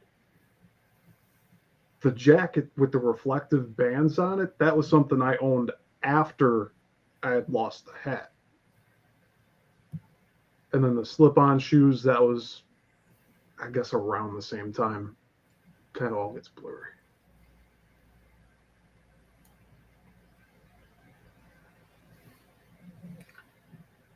Yeah, Bonnie Honey Bear. Maybe you would like to come on the show on open mic night on Tuesday, share your experiences with I don't know, somebody. You said something, someone looking like you. I mean, there is lookalikes in this world. Uh, where I remember I was in the army, and the battalions I was pulling staff duty.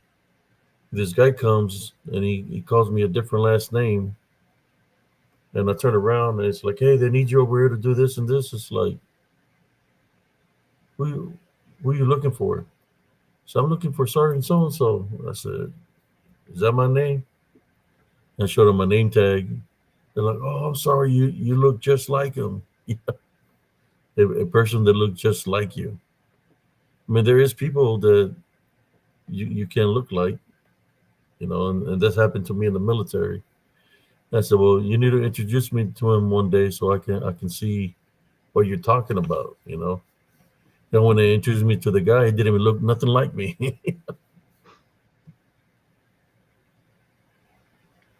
Okay, here we go.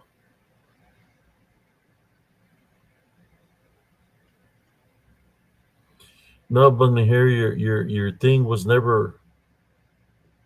Bounty Hunting Bear was never blocked by us.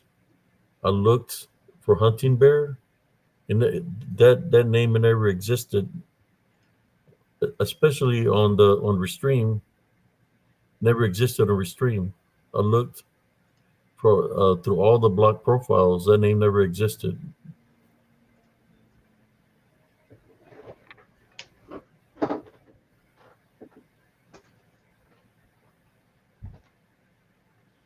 I love Ping YouTube's. I love Shermies.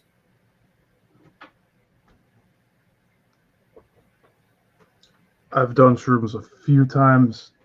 First time I didn't feel anything. Second time I was seeing all those like strange lights. Like there's like a halo effect around headlights and stuff from vehicles. Sister Beyond the Buck says, I was born with a twin. Does that count?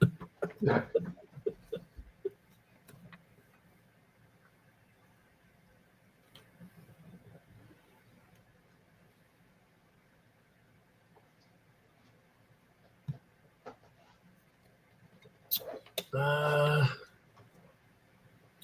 don't know about if the government makes any drones or clones.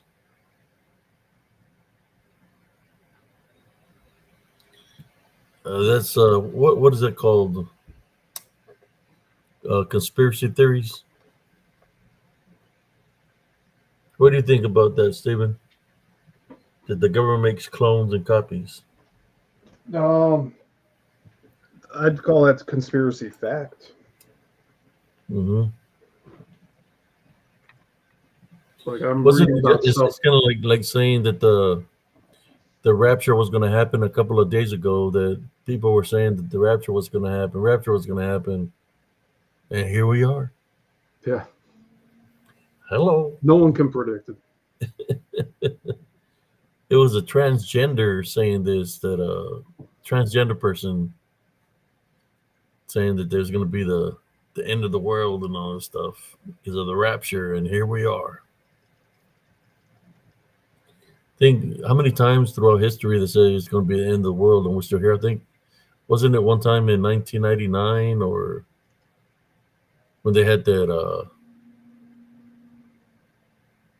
one of those years they had something that said it was the Aztec calendar or something like that, and here we are.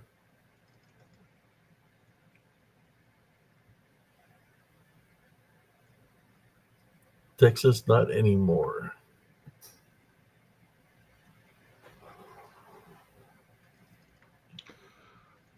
To answer Andres, I don't own that jacket anymore, if that's what he was asking. He just says he's waving. Somebody's waving at Andres.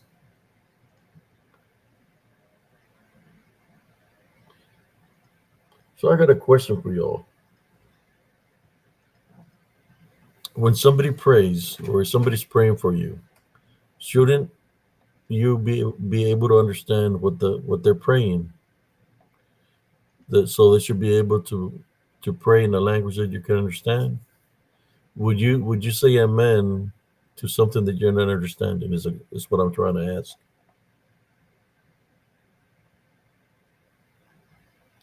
Would you say amen to someone if you don't understand what they're saying? Well, we know biblically that if they're going to speak to your language, you should understand, or at least have a translator with them. So that would be my question to the viewers here. Would you say amen to a prayer that you don't understand, that somebody's praying to? Would you say amen?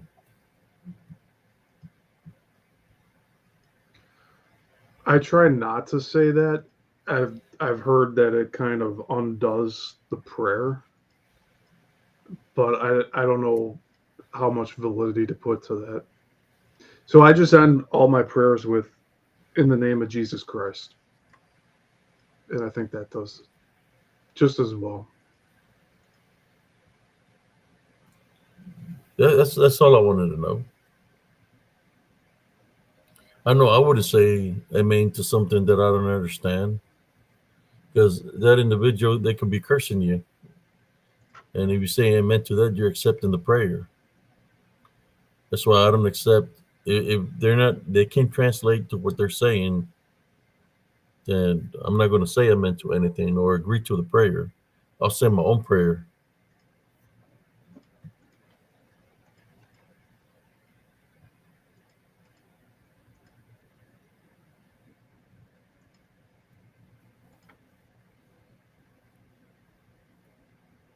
I just wanted to see what the audience was going to say.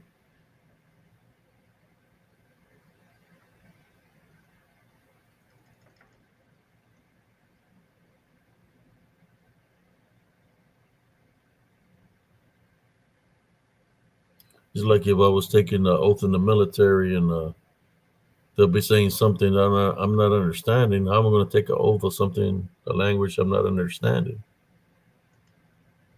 Gotta have at least have a translator.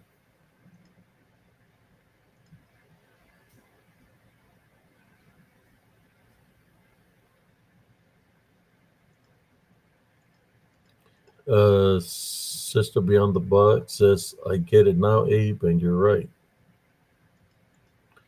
Sister Bounty said, I won't say it's amen because I don't know exactly what they're praying to.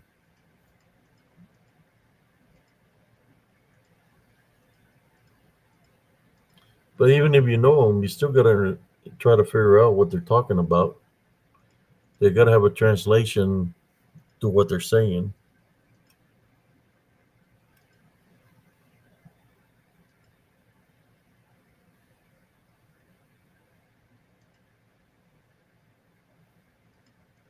Yeah, that's right. It says if the person has good intent, they would understand.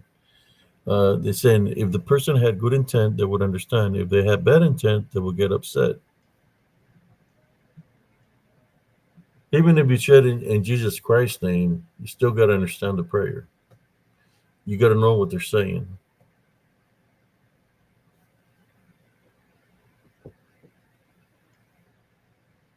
Yeah, we've had those individual come in here try to say prayers twice, and he gets upset, and he's gotten upset the last time. He just was ridiculous. No, I know it was his Wi-Fi or whatever, but yeah, couldn't understand anything he was saying. So I'm just putting it out there. If you come into the show and you at least pray in English so we could all understand what you're saying, but you start talking about all this other kind of stuff, I have to pray against that prayer because I don't know how you come in at spiritual encrypted encounters. So I will pray against the prayer, type on every rebuke it in the name of Jesus Christ. And another thing, if you do pray, I don't say you can pray without using Jesus Christ.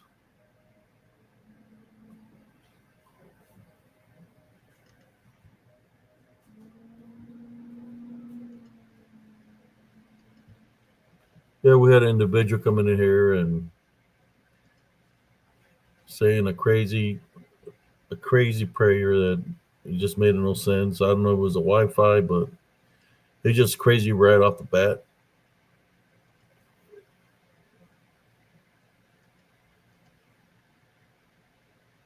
There you go. Sister Rain says, I went back to listen. He hissed at one point.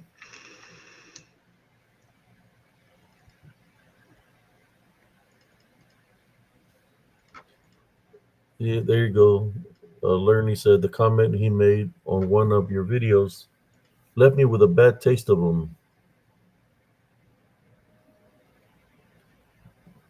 Yeah, you missed it when he came and he said he wanted to pray for my brother. I had to type on and rebuke that prayer. I felt that the way it sounded, and if you were to really lower, you could hear other things. So I had to rebuke that in Jesus Christ's name. And I did. And, you know, I'm a good guy. I don't block nobody, nothing. But when you have bad intentions, then I got to do what I got to do to protect the panel and the members.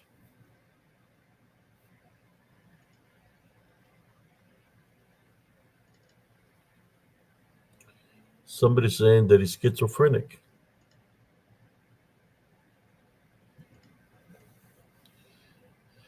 Yeah, there was a lot of things. If you really play it slow, you hear other things like other. I'm talking about literally other things besides him saying something. Other things, so that's why I rebuked the prayer or rebuke. I literally rebuked the trans. What do you call it? The transmission, the connection. I had to because it felt like to me like something was trying to transfer itself through the electronics. So I rebuked it in Jesus Christ's name.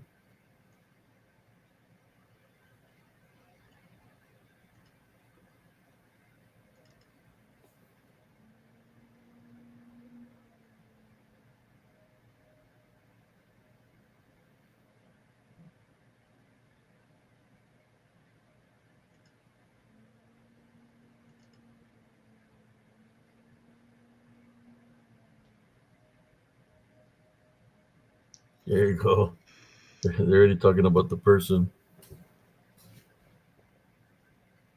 and we've been cool to this individual here in Spiritual Encrypted Encounters, but sometimes people can only hold their they can only pretend to be a certain way for a short period of time, but the true nature eventually comes out.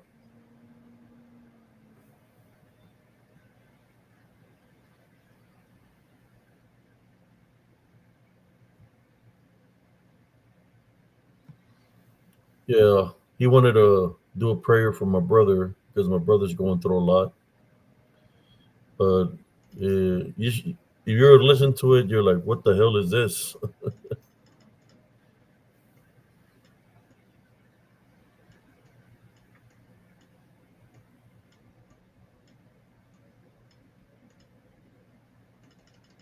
Yeah, yeah. We've been on for 3 hours and 22 minutes, brother. Man, Hey, talking about those time slips. how did we get to 3 hours and 22 minutes? I don't know. I hopped in like the half hour in, right? You showed the picture of you, and then we're 3 hours and 22 minutes. Like, wow.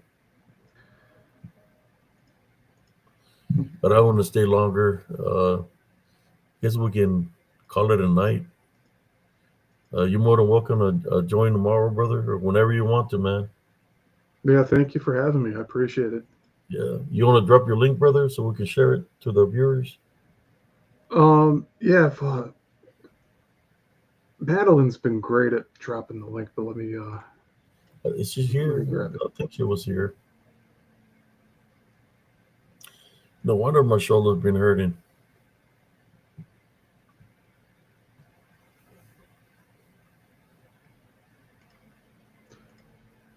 Yeah, Brenda, if you missed me showing those pictures, go back and catch that. So I was just showing different, just Man, there's no way we've been odd here for things. 3 hours and 24 minutes. Yeah, I don't know how 3 hours went by. That's No way.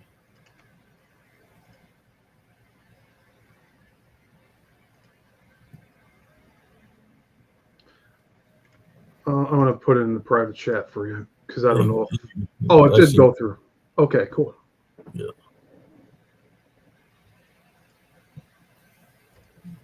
I was like, no wonder my shoulder's hurting. How do we? Oh, man.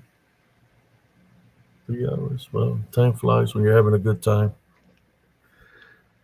All right, so my link's in the chat. That's my YouTube channel. And thank you, Madeline. There it is.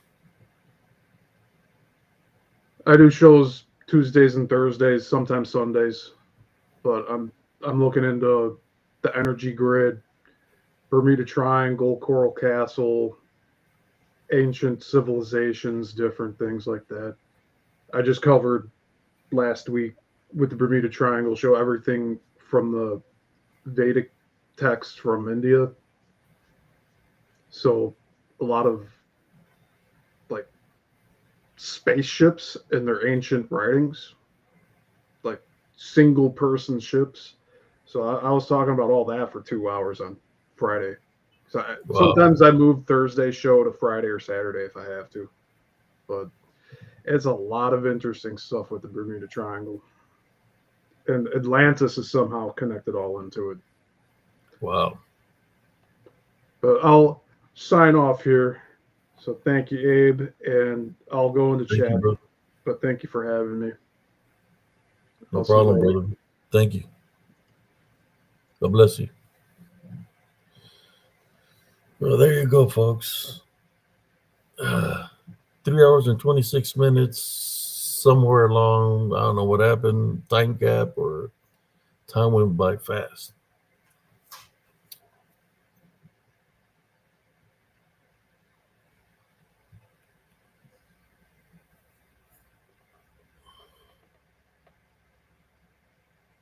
But in saying that, I want to thank you for the moderators that tune in here. Thank you for the moderation.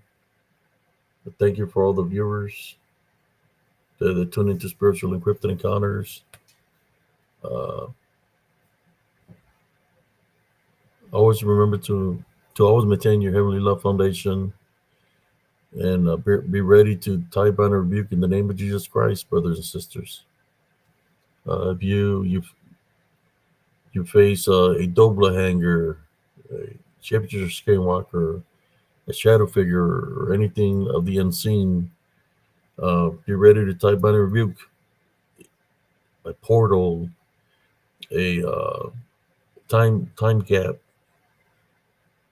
type by and rebuke in Jesus Christ's name for Him to assist you to get out of the situation that you are in.